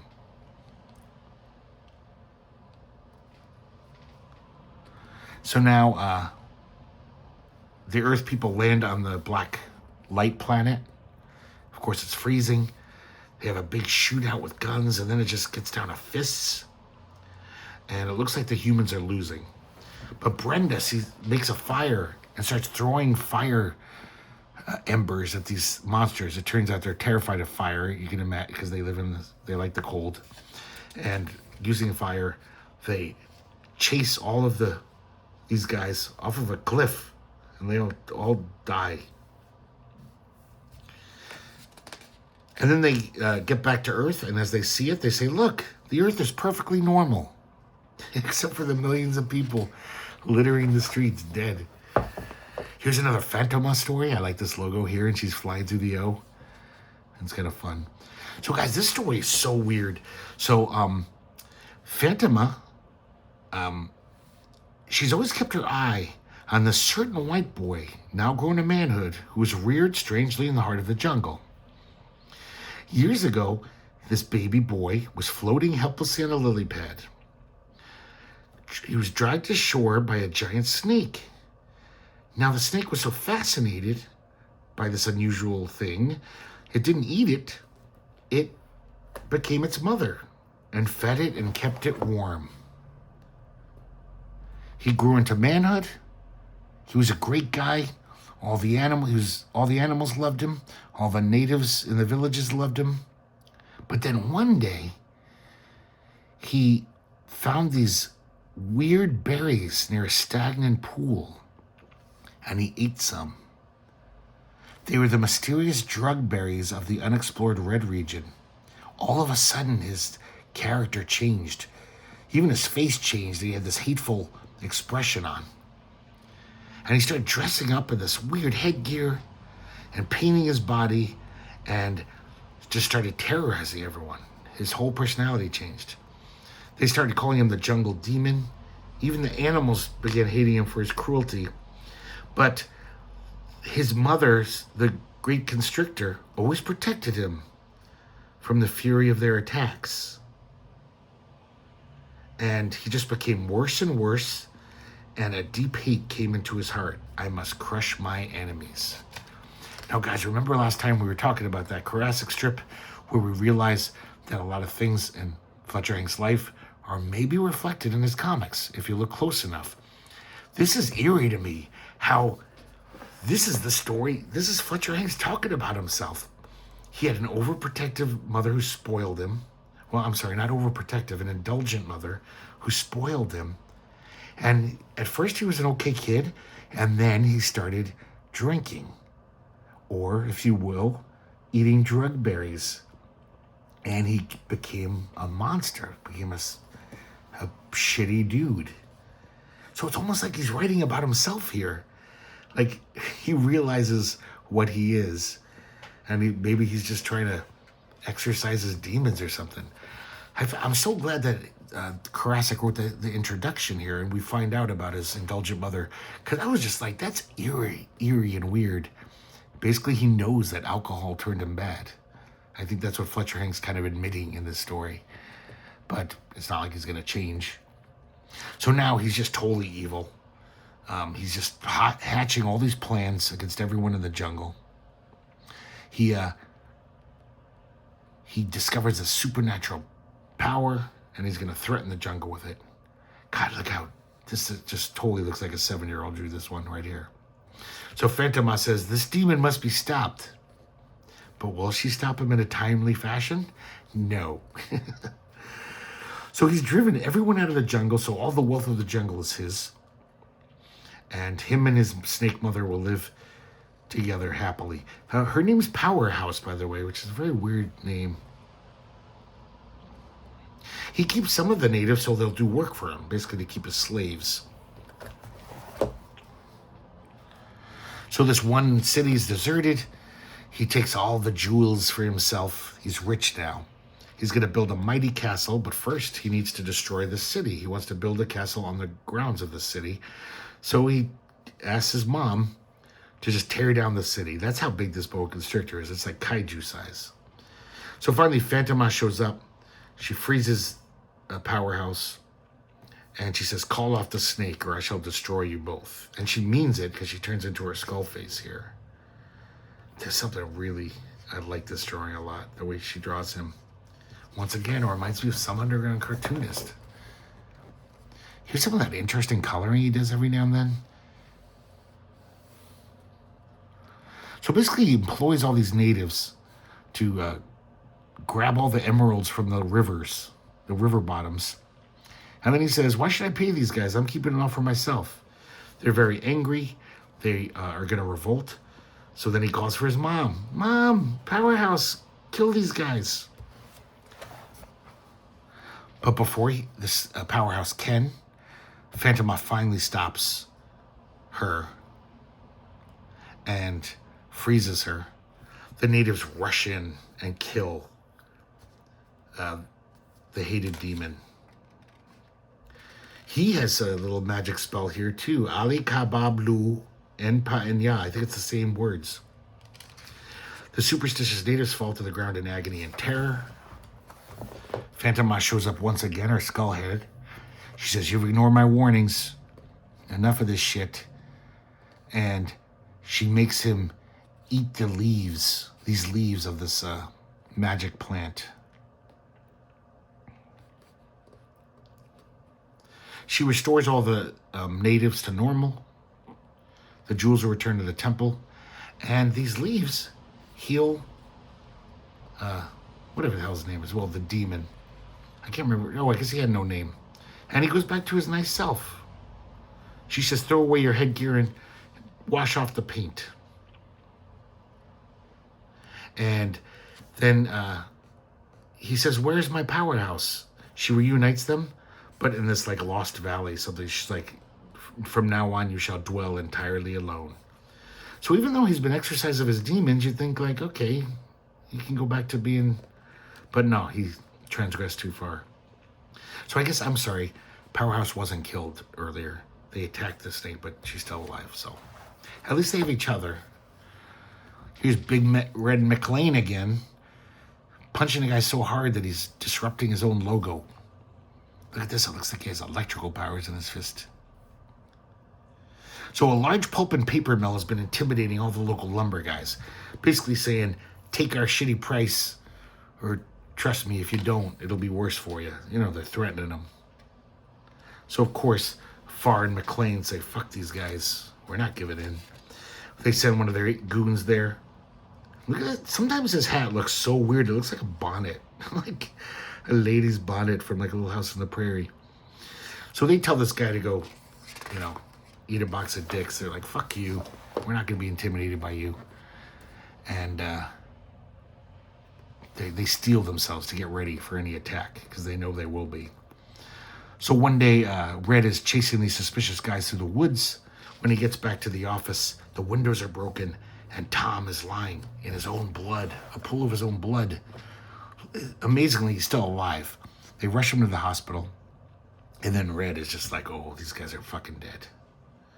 So he finds the guys. They're actually bragging about it, admitting it to themselves. And Red wades in there and starts walloping them. He realizes, of course, he kind of knew anyway. It's the pulp and paper mill, of course. And so he heads to the headquarters. I like this how he just walks into this office. Look at this one panel. It looks like he's just one punch and everyone's knocked over. Chairs are flying. It's such a weird, great panel. I love this panel. So the president comes out. God, he just totally looks like a goon. He doesn't look like the president of anything. And he makes him destroy his own company by hitting this control panel, which blows up the plant. Once again, this plant is just ridiculous. It's a bunch of watch faces, clock faces, and some levers. That runs the whole company. So then the sheriff and the deputy show up. Turns out this guy was wanted for murder, too. So, once again, Red saves the day. And Tom is going to pull through. We have another Stardust story. Oh, my God, these aliens. Look at these guys. So, there's a certain asteroid between Mars and Jupiter. There's these guys called the Emerald Men of Asperus. They look like kind of Oompa Loompa bodies, but they also look like their loincloths look like Jolly Green Giant. It looks like a bunch of peas embroidered together, green peas. So, of course, they say we must capture the Earth like all these aliens. They're going to use their planetary control gas.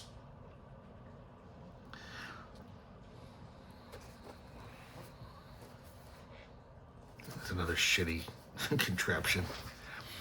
So now we see Stardust in all of his chesty glory here. And of course, he hears their plans. And these guys are also going to make Earth people their slaves.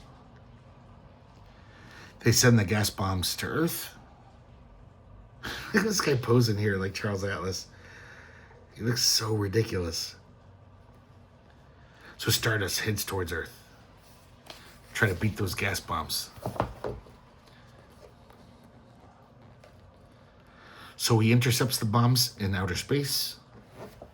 He destroys them. And now Stardust goes to kick these guys' asses. They fly out to meet him. They're traveling at amazing speeds. Stardust is traveling at 200,000 miles a minute. I love this panel. Look at these crazy positions these guys are in. Their heads are totally knocked back. This guy looks like his head has fallen into his his back. Actually, he's been sucked in by his back shoulder blades. Oh, God, this is a crazy panel. I really do like this, though. That's actually great superhero art. This is like, for once, he's like in proportion. That could be Superman. We get another great panel of their crazy positions. And the Emerald Men, they order these strange-looking bombs, it says. Look at these things. They're like some weird pastry or almost like a weird dog turds. And, of course, it doesn't work. Stardust neutralizes them. And now when they reach their planet, Asperus, basically the Stardust has spared their lives. But he says, but you shall no longer be able to do any harm. And he just sends their planet to this far-off orbit where they will never be seen from again. So definitely Stardust is mellowing with age. Here's another Space Smith story.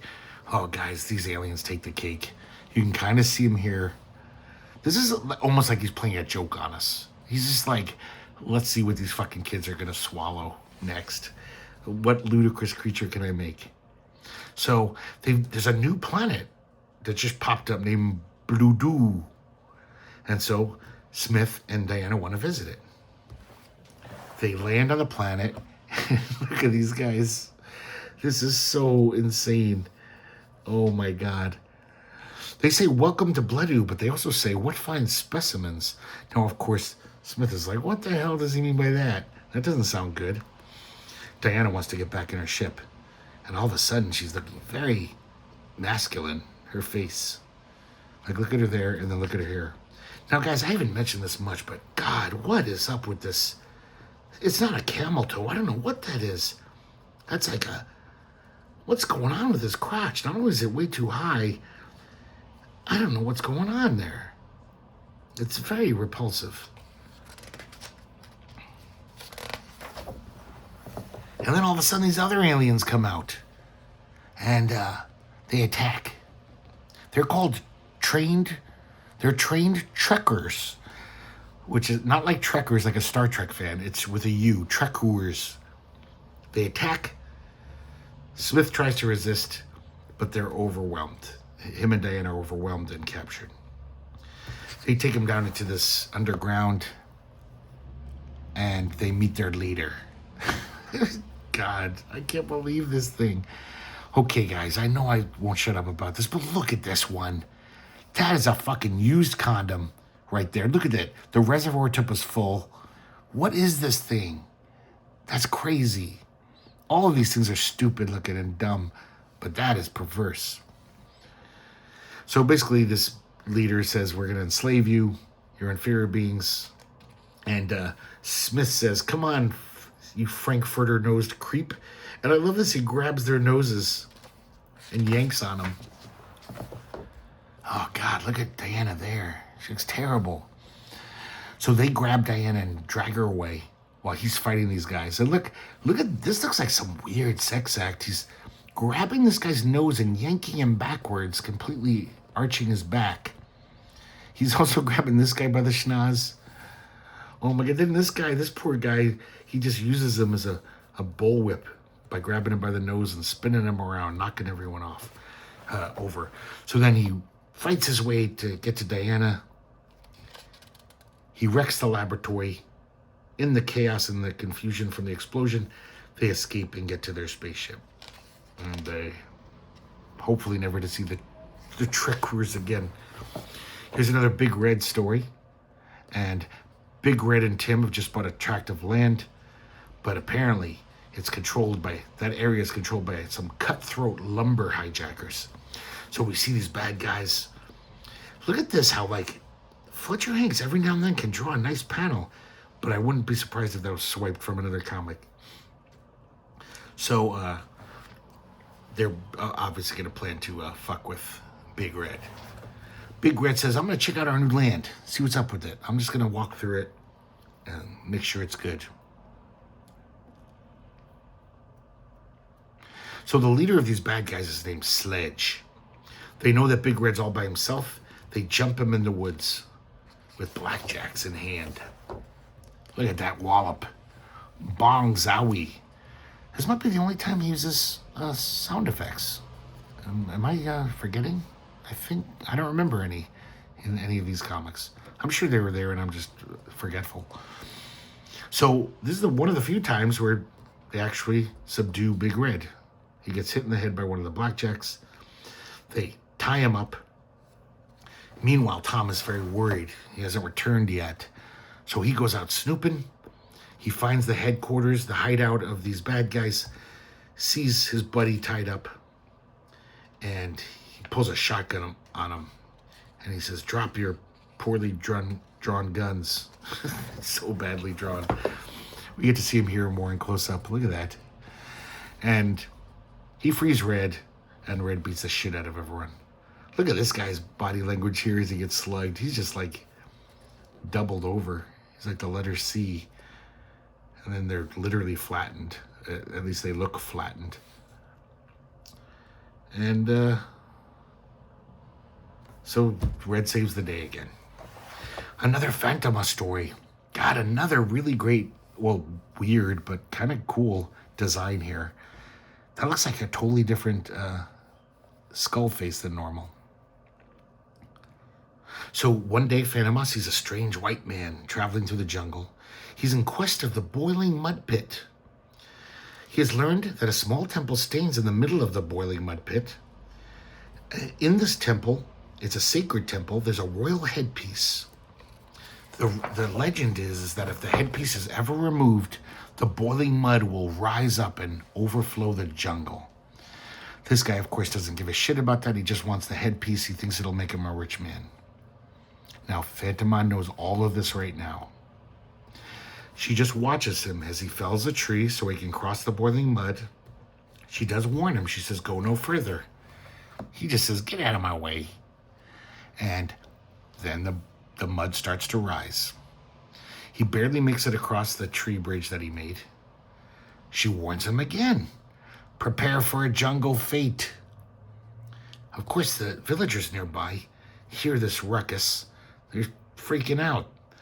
They realize the mud's going to overtake them any second. So now the robber goes to his secret hideout. And he basically bribes the villagers. He says, upon delivery to me of $10 million cash, you shall receive the headpiece. And it just seems weird. This little village in the middle of Africa, I doubt they have $10 million. It seems highly doubtful. And now boiling mud is overflowing the whole jungle. Phantoma? Hello? So all the villagers start evacuating their cities, climbing up to the mountains. They realize they have to get the headpiece back. They're going to pay the money. The bad guy's in a plane, so he's safe from all this boiling mud. Look at it. Everything's devastated. The whole jungle's ruined. Phantoma says, pay this man nothing. I'm going to take care of this. You could have taken care of it before the whole jungle was ruined. It drives me crazy. So she makes the plane, not crash, but she brings it down using her powers into this gorge. And all of a sudden he's faced with all these spears. he now he's right in front of the mud. So he's running from the mud. All the jungle animals are running from the mud. And Phantoma finally grabs the headpiece, returns it to the temple, and the mud instantly starts to recede and return to the pit. Swooping the white robber along, and she says, "You shall enter the underground realm." He disappears in this mud and pops up underground in this cavern.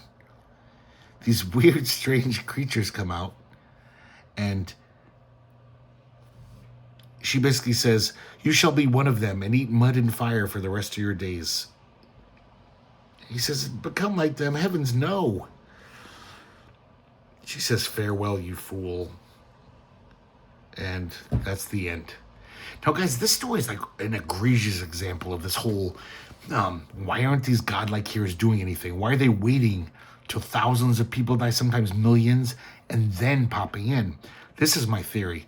From what we've learned of Fletcher Hanks, he was a violent, kind of a lunatic. And he was just a terrible person all around. Back then, you couldn't have a protagonist going around just like, usually they had to save the day. Even before comics, in your average heroic fiction, the good guys win, the bad guys lose. And their plans are foiled. But I think Fletcher Hanks was just loved to draw like millions of people dying. He was a misanthrope. So he knew that at the end he had to write things. But his hero always gets there way too late after millions have died. You know what I'm saying? So I think if Fletcher Hanks was alive today, he'd probably want to draw Garth Ennis's Crossed comic. That would be his meat. He would love that. Just like, I want to draw a comic where just everyone kills each other and murders each other. And I would love that. Thousands of people die. But he couldn't get away with that. He had to have the good side win. But of course, he kind of had his cake. And he ate it too, because at least for 4 pages, he could draw this carnage and massive annihilation. We have another Big Red story, and more lumber-based larceny going on. I guess once again, Red is checking out a new district to see if him and his partner want to buy it. This guy is watching him, and his name's Monk. After Red goes to sleep, his henchmen conk him out, tie him up, put him on a plane. They take him to the top of this plateau, and there's all these other guys tied up there. And he says, apparently these guys, I overheard their conversation. They're testing new rockets, but they need guinea pigs to be inside of them because the lever has to be pushed. They can't do it by remote control. So they're going to put us in them. Just such a crazy plot for a lumberjack to get involved in. They're out in the middle of the Pacific Northwest woods, and this is the perfect place to do rocket tests. Once again, look how that totally looks like a bonnet. It looks ridiculous, that hat. I don't know, was that a lumberjack thing? I don't know. I think he's just drawing a cap poorly. So, one by one, first they take one guy and they put him in the rocket. A suicide mission. And the rocket blows up. Red's had enough of this. Breaks his bonds. He could have tried that before the first guy died. And then he unties the men and he rallies them and they all attack. All of the other lumberjacks get shot, but Red kicks everyone's ass. I like this panel here. It's just like whack, bam, sock. One guy pulls a knife. He punches the guy so hard. Oh, it's Monk. Sorry, Monk falls to his doom off this cliff. And then I guess all of his wounded pals here, or not pals, but lumberjacks, he puts them on a plane and takes them to the hospital. We have another Stardust story. And I love this. So this is his scientific observatory on his private star. And we see little buildings on his star. Like, that's how little he knows about astrophysics and astronomy. Giant shower nozzle over his head here. I don't know what this stuff is. This is crazy. Once again, a fiend is planning to wreck the civilized planets. Now, guys, if I'm not, I should remember this. It was only a few months ago. I'm pretty sure I just recently showed this story off. It was in that Art Out of Time book because it seemed very familiar while I was reading it. So I'm just going to go over it again. It's pretty great. So he sees this guy. I'll get his name in a second. He's this. Oh, I guess his name's the Super Fiend of the Lost Planet. Civilization must be destroyed, he claims. And he's perfected this thermal ray spore, which if you put it deep in a planet, it'll just make the planet burn up like spontaneous combustion. So he goes to Mars. There's something about these panels right here, guys, with that weird mask he's wearing. And look at the way he colors the walls of this cavern, this crater. Oh man, there's something sublimely beautiful about these 3 panels. Kind of like Broken Clock is right twice a day. So he ignites the whole planet of Mars on fire. And then he's going to head it towards Earth. So now it goes, I love that right there, actually. And so it's hurtling at Earth at great speed.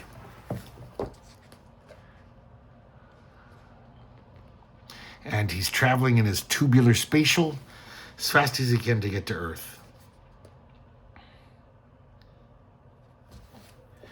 He suddenly begins releasing his powerful retarding rays. And just shows that Fletcher Hanks wasn't very sensitive to a lot of things.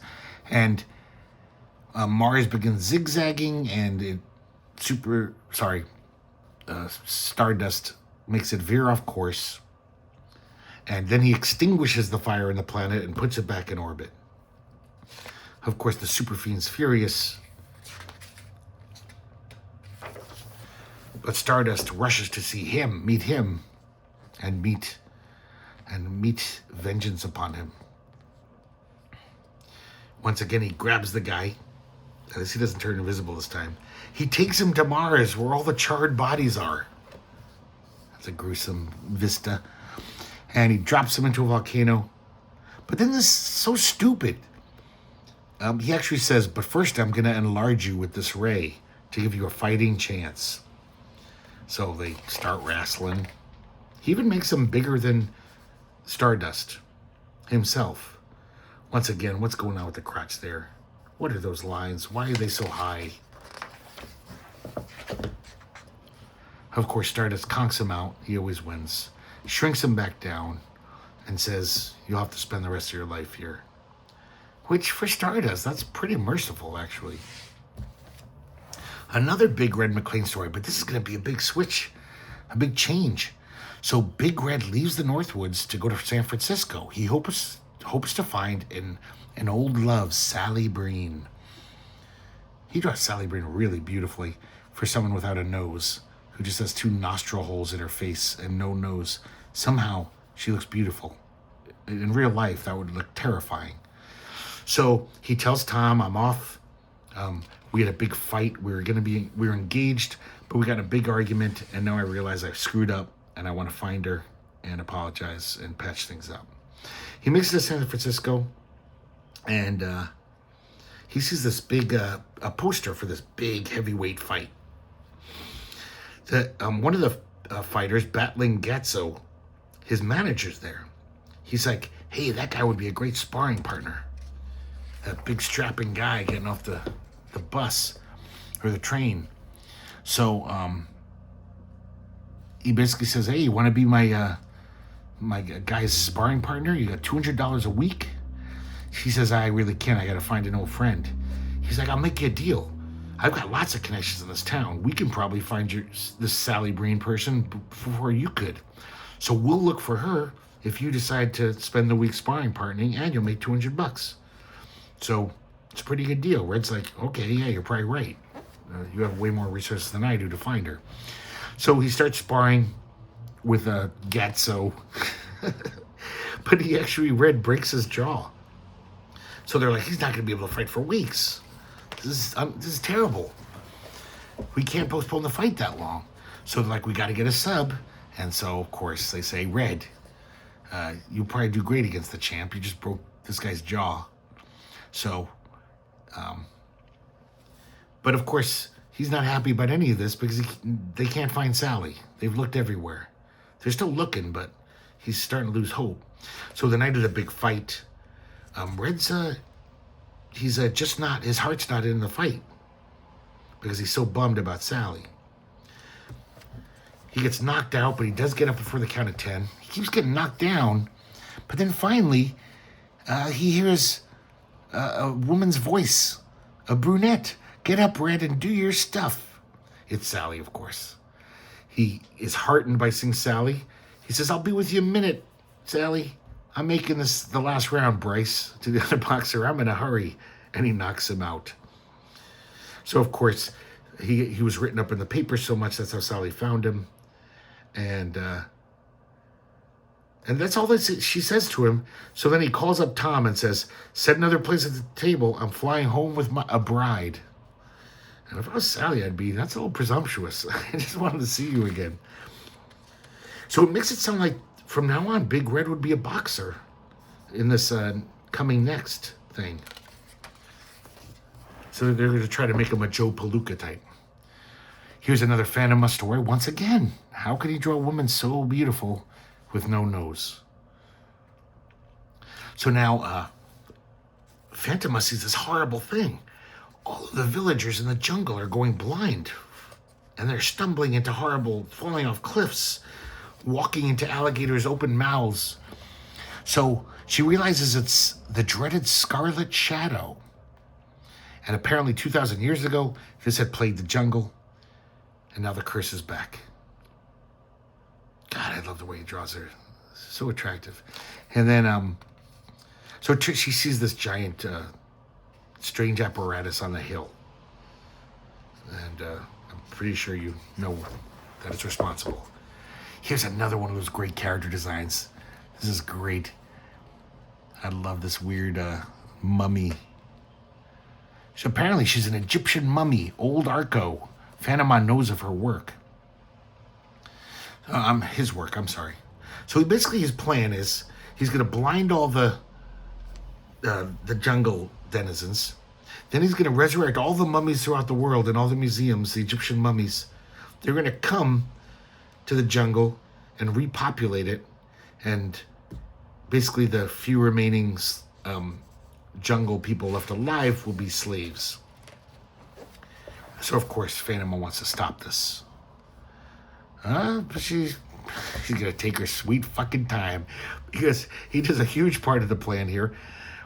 I mean, she could restore the jungle people's sight right now, but no, she doesn't.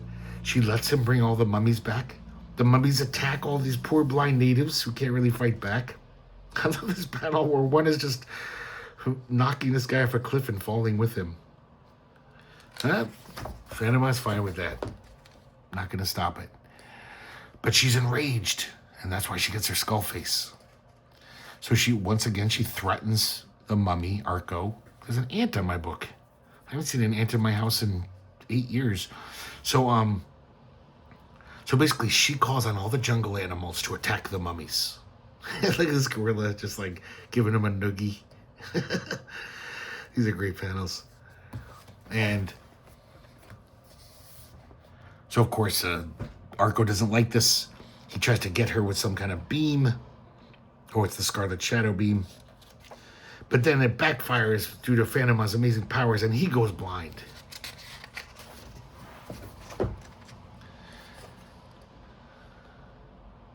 And then he rises into the air. Phantom makes him crash back into the jungle, right into the mouths of these crocodiles. She restores all the vision to all the natives. And then she commands the natives to demolish the Scarlet Shadow apparatus, which she could just do with the snap of a finger. I don't know why.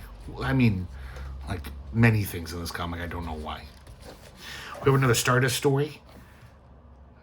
And this is interesting. And now Stardust is going to find love from another beautiful brunette. And so here he is in his amazing lab space observatory on his private star.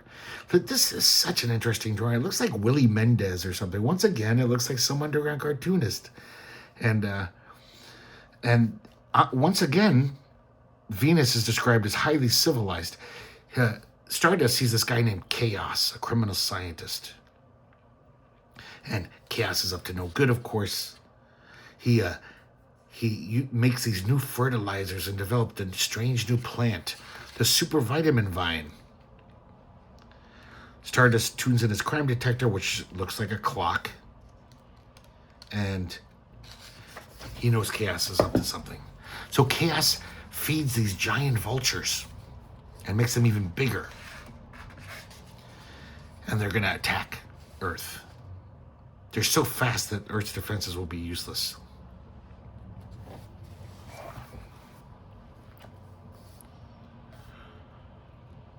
So this is obviously probably taking time, right? He's just... Stardust is just monitoring the situation. He knows totally that he's planning to attack Earth.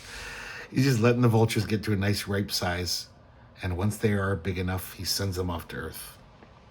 Finally, he starts flying to Earth. God, so stupid.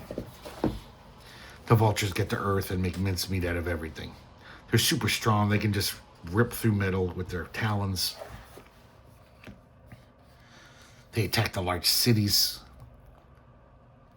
Millions of people must be dying. Just like a lot of these villains, he says, one of the vultures must capture a beautiful woman to be my empress. Finally, Stardust shows up. He demolishes this guy's spaceship and grabs him by the collar. Looks like he's crushing his shoulder.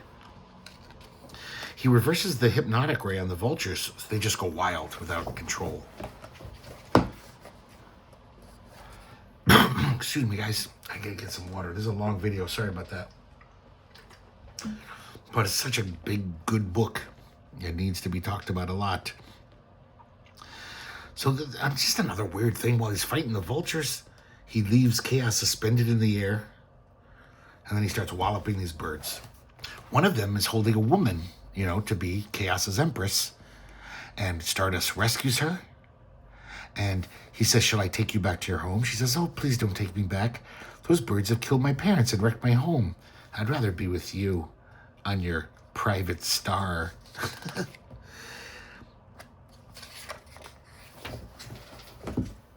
So now he finally gets rid of all the vultures, sends them back to their planet. He turns Chaos into a giant worm. Look at this goofy looking creature. Sends him to the planet so the vultures will eat him.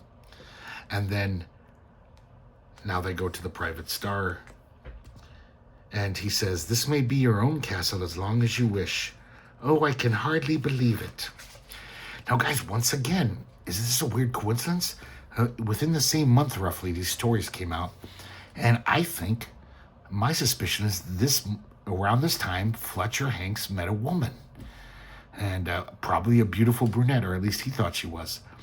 Because all of a sudden, there's no romantic interest in any of these stories we've seen. And all of a sudden, these two characters have a beautiful brunette love interest. So just a little theory, but I wouldn't be surprised. It does seem like Fletcher Hanks is this was like therapy for him, or at least a journal comics or diary comics. So now we have Phantom once again. Once again, looking gorgeous. But look at the hair, the way he inks this is very, just almost gross. I don't know how to describe it. So she sees a bunch of Europeans up to no good. Their fifth columnist. This is a very convoluted story. This is wins the Mort Weisinger Award for this book, for this issue. So basically these guys, they're going to conquer Africa. The natives will be captured and put into chain gangs to build the base. As soon as the base is established, we can send all our warplanes to South America. We'll establish another base there, and then we'll invade the United States. Phantom overhears all of this. She knows the plan. Is she going to nip it in the bud? What the fuck do you think? No. God, it's so infuriating. So their plan goes off without a hitch. They got to take over Africa, and they quickly fall. The Africans quickly fall to these European invaders. So they build their base, and now they're ready to hop over to Brazil. Many natives are killed and die from overwork and torture. Panama could have fucking stopped all of it. And now she just thinks to herself, I'll use the natural forces of the jungle. Well, do it. Sorry, I'm getting excited. So now there's fifth colonists in South America waiting for the planes to come. They've planned this very well. And now finally she does something. She exerts her powers over any jungle beast. So in Africa, she basically gets the huge jungle cats. In South America, she recruits these beasts unknown to white men who are in this weird lost plateau in the wilds of Brazil. So these guys kind of look like dinosaurs, but look at their goofy, spiky hair. They almost look like that English Dennis the Menace guy from like Beano or Dandy. Like, it's just crazy hair. So then the planes are heading to South America. She exerts this, she makes these peculiar storm clouds rise in the Atlantic. Now here's some more of that like Googie Wowmer shit.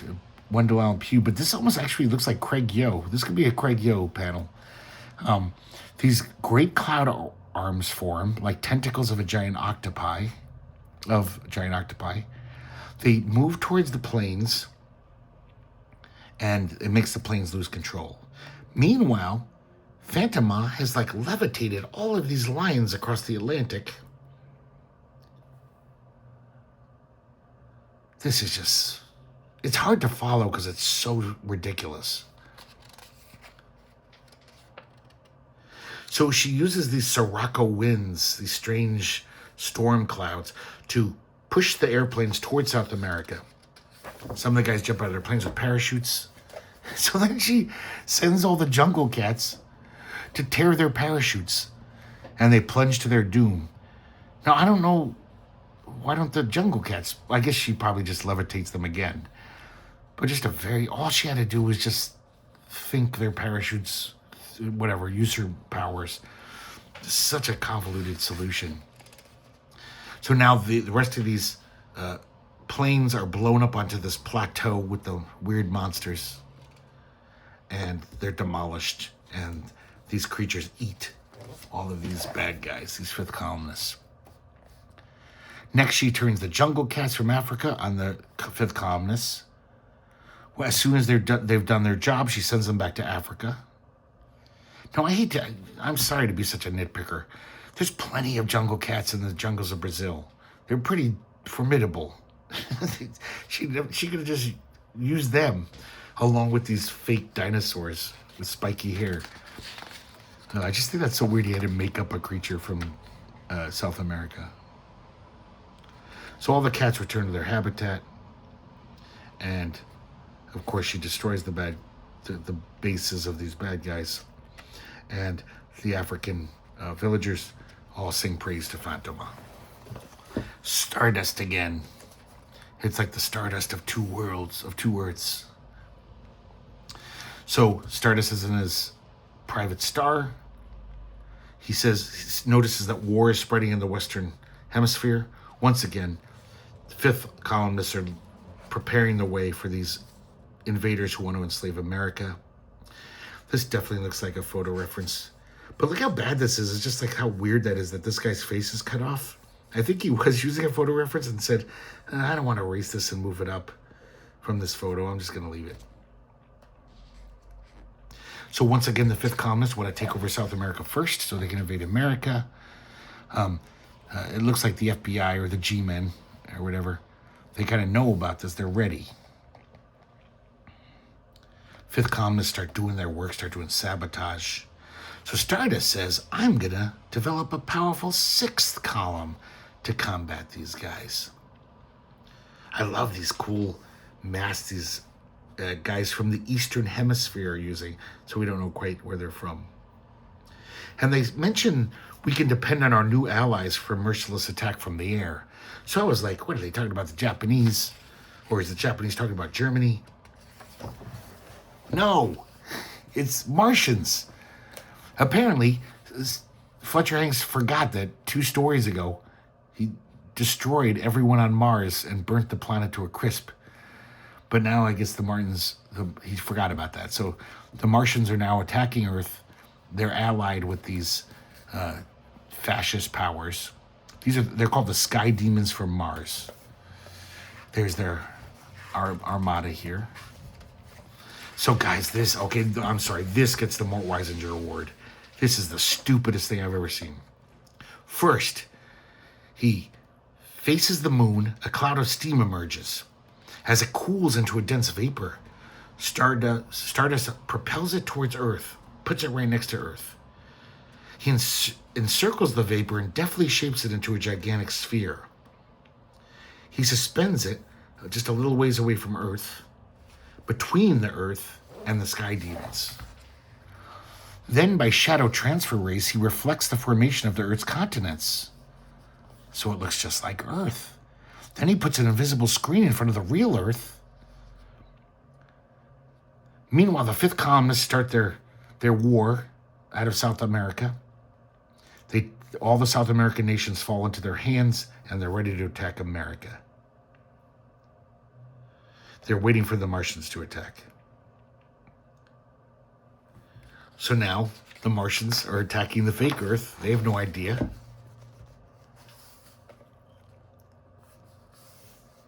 And all of a sudden the 5th columnists are stricken with an inability to move, of course, thanks to Stardust. So everything's stalled. Once again, he makes all the 5th column members fly into the sky.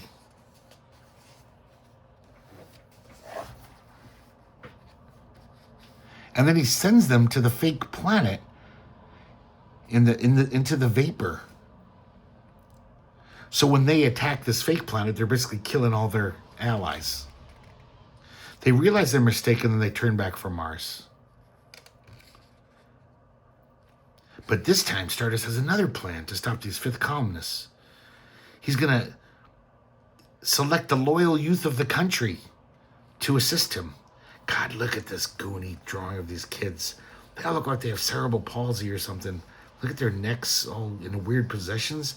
I think this was a photo reference, but he fucked it up. So he finds these red-blooded American boys. He flies them up into the sky so he can talk to them, instead of just coming down to Earth and talking to them. And he basically says, I'm going to make you guys my 6th column. I'll give you these repelling rays. I'll give you my powers. You can fly. And you're going to attack these bad guys. Which just is total child endangerment. What's going on here? You could easily do all of this yourself, Stardust. You're a god. You're omnipotent. But no, I'm going to have these little kids. And even though it gives them these great powers, something could go wrong. There might be some casualties. But it looks like these kids totally wipe up these bad guys using these super rays and super powers. And then he sends them all back home. And we see Stardust 6 column clubs sprout up across the country. And Stardust returns to his private star. Another Phantoma story. Once again, looking lovely. Oh, God, this is so silly. So, once again, she detects an approaching menace. It's the Vaginas, the tiger woman of Wild Moon Mountain. And you can't tell me that Fletcher Hanks wasn't totally chuckling and showing his buddies this. He named these women the Vaginas, which sounds very much like another word. And look at these. I love this. They wear tiger skins, and they just ride on the backs of tigers with their arms outstretched. Apparently, they're attacking a village, and their battle cry is, "We'll destroy all the other women in the world. Kill all the women." And this is their thinking. With all the other women out of the way, men will be at our feet. We'll be able to control the whole world. So dumb. So this time, actually... Oh, I'm sorry. Phantoma just says I must check them. And does nothing as they kill every woman in this village. Now they swarm towards the next village.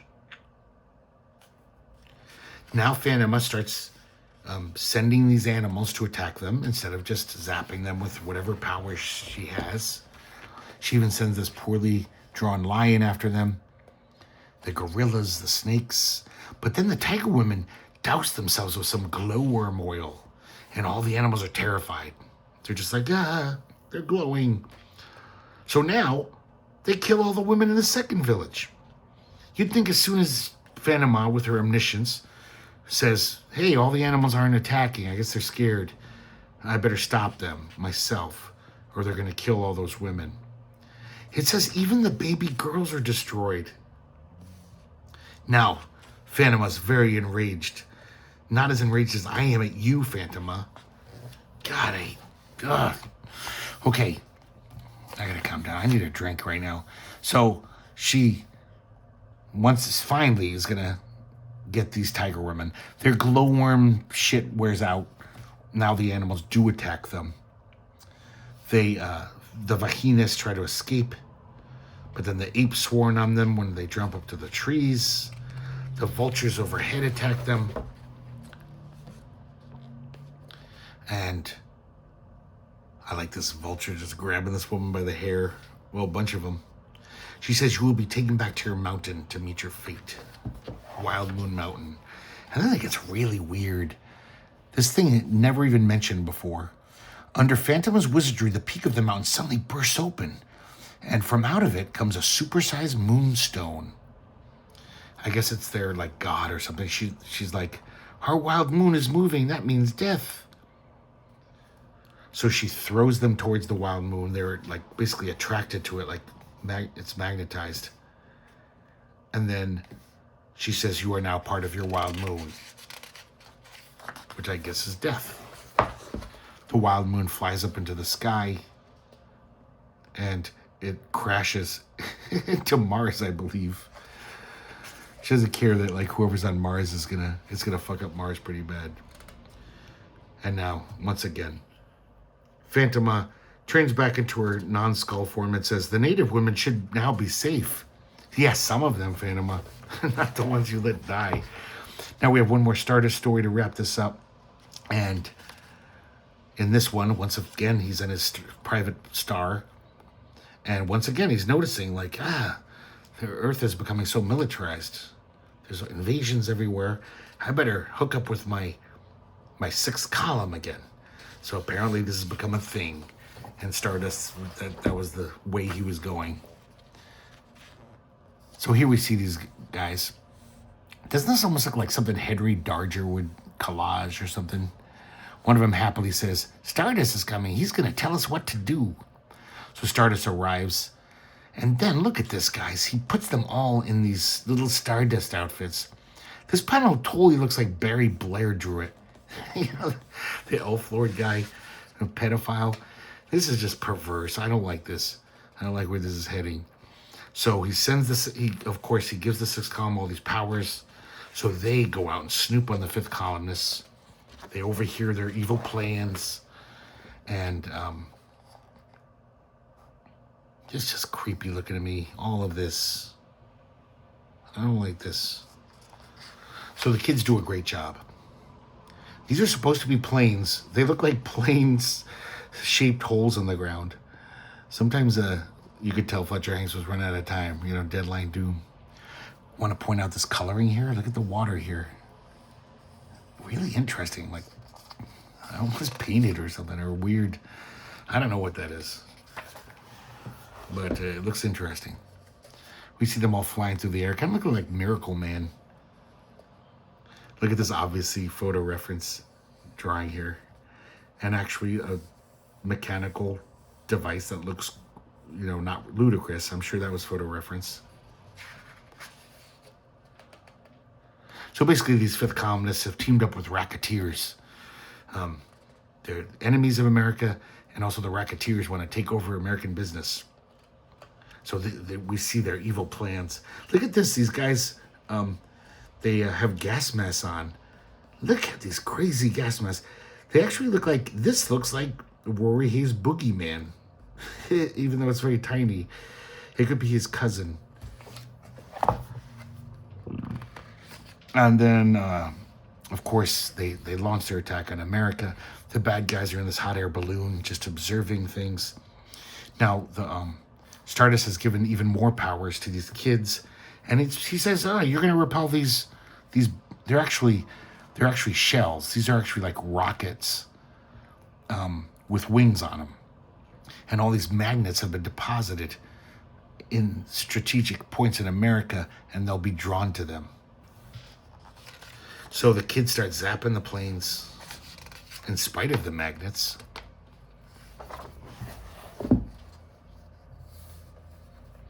One of the shells, though, they miss.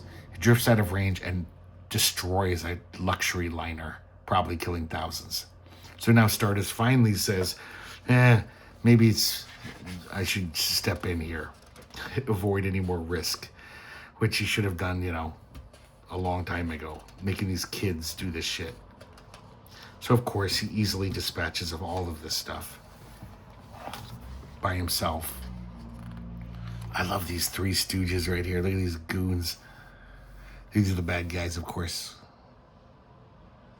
God, this reminds me of Barry Blair so much. It's creeping me out. And so now Stardust is going to get these bad guys. He makes their hot air balloon land. He starts beating the crap out of all of them. And then he hurls them all into the ocean. Meanwhile, the six-column kids mop up the last of the conspirators. Once again, he levitates all of these public enemies into a rapture. And then he flies into them so hard that the friction turns them to ashes.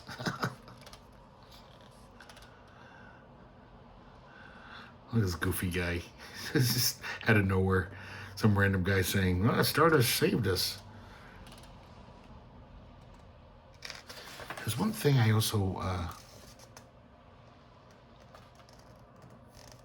never mind. Oh, guys, okay, one more story. Phantoma. I love when he draws these waves. Like, there's something disturbing about this inking. They're like nightmarish. Like a nightmare I once had where I couldn't describe why it was terrifying, or a vision I had. There's something very about this, the way he draws waves. So we see Phantoma looking very burly here, looking like a muscle mama. Look at those shoulders. And once again, she senses a monstrous plot. She sees this abandoned building on the equatorial coast of Africa. And we see this old, bitter guy saying, I'll kill every jungle animal. She recognizes him as Zomax, the marine scientist. He's seeking unjust revenge. Now, guys, after seeing this next page or two, I don't know if it's unjust revenge. This is like just amazing what happens in one day to this guy. It's surprising he didn't become the Joker after this one bad day. So one day, Zomax was hunting in the jungle. He mortally wounded a lion. The animal charged him. His gun jammed. The lion ripped his flesh to the bone. The cat died. That's the only thing he saved his life. As he crawled to cover, a man-hating elephant spied him, threw him into stagnant water where millions of poisonous gnats swarmed on him. His face swollen with poison, he crawled out of the pool, only to find a boa constrictor who crushed several of his bones. And then when the snake was done, a great ape sprang upon him, yanked him up into the trees, into his lair, and there for several months, he tortured him. I don't know if gorillas torture people for that long. I think they would just eat you eventually. Finally, scarred and disfigured and crippled, he escaped. where he was rescued, brought back to civilization. After months in hospitals, he became a vengeful cripple. And now he wants to kill every jungle animal. And he's got a point. That sounds like a bad day. I'd have a grudge against animals if they all ganged up and be like that. So he's going to cause a tidal wave to drown the whole jungle and kill every creature. Once again, these just randos have this amazing technology at their fingertips. Fantoma says the entire jungle will be flooded. All the villagers and the animals sense this and they start running. And there's that one of those horrifying waves. God, there's something nightmarish about that shit. Crashes on the jungle. So Fantoma says this disaster must be stopped. Yep, you could have done it before the wave even hit land, but you didn't. So now it's destroying all this life in its path. Hundreds, thousands of animals are getting killed and people. And then instead of stopping the wave first, she confronts Zomax and says, hey, shut off that machine. He says, not until every animal's dead. So finally, she exerts her will, reverses the course of the wave. Just so weird looking. This is such like, God, what's that guy? Philip Guston. It's got that like weird chunkiness to it. And then she just leaves. But she does direct the wave at Zomax. When Zomax sees what's happening, he figures, I'm going to get my plane and escape. But Fantoma takes control of his mind and makes him fly the plane right into this giant, horrifying wave. God, that's crazy looking. Once again, guys, this is such an underground comic panel.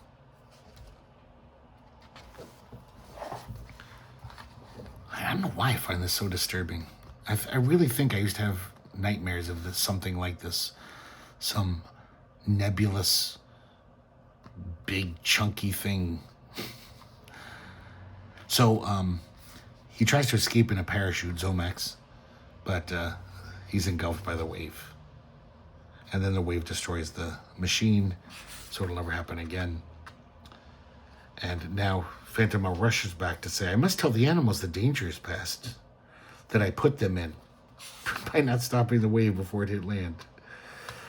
And look at this, guys, the certificate of death of Fletcher Hanks. I believe it's 1976. So apparently he was found frozen to death on a park bench in New York City. It doesn't say on this cause of death, but that's what I've read many places. That's how they just found him. Here's a nice page of credits. He thanks all the people who deserve to be thanked. And we have the end papers. And god damn, that was a long video. I'm sorry, guys. I hope you enjoyed it. I've actually enjoyed the hell out of myself the past, whatever it's been, hour and a half, 2 hours. So that wraps up all of Fletcher Hanks comics. Now, I did want to mention a viewer commented saying, these look interesting, but they're so expensive. I can't find them at a decent price. These are out of print. But apparently another viewer commented that there's now a deluxe collection of all of them, like an omnibus, if you will. And I think that's in print. It sounded like that was available. So if you like this Fletcher Hanks stuff, you can get it without going on eBay and maybe paying crazy prices. I don't know how much these are, but some people say that they're hard to find now.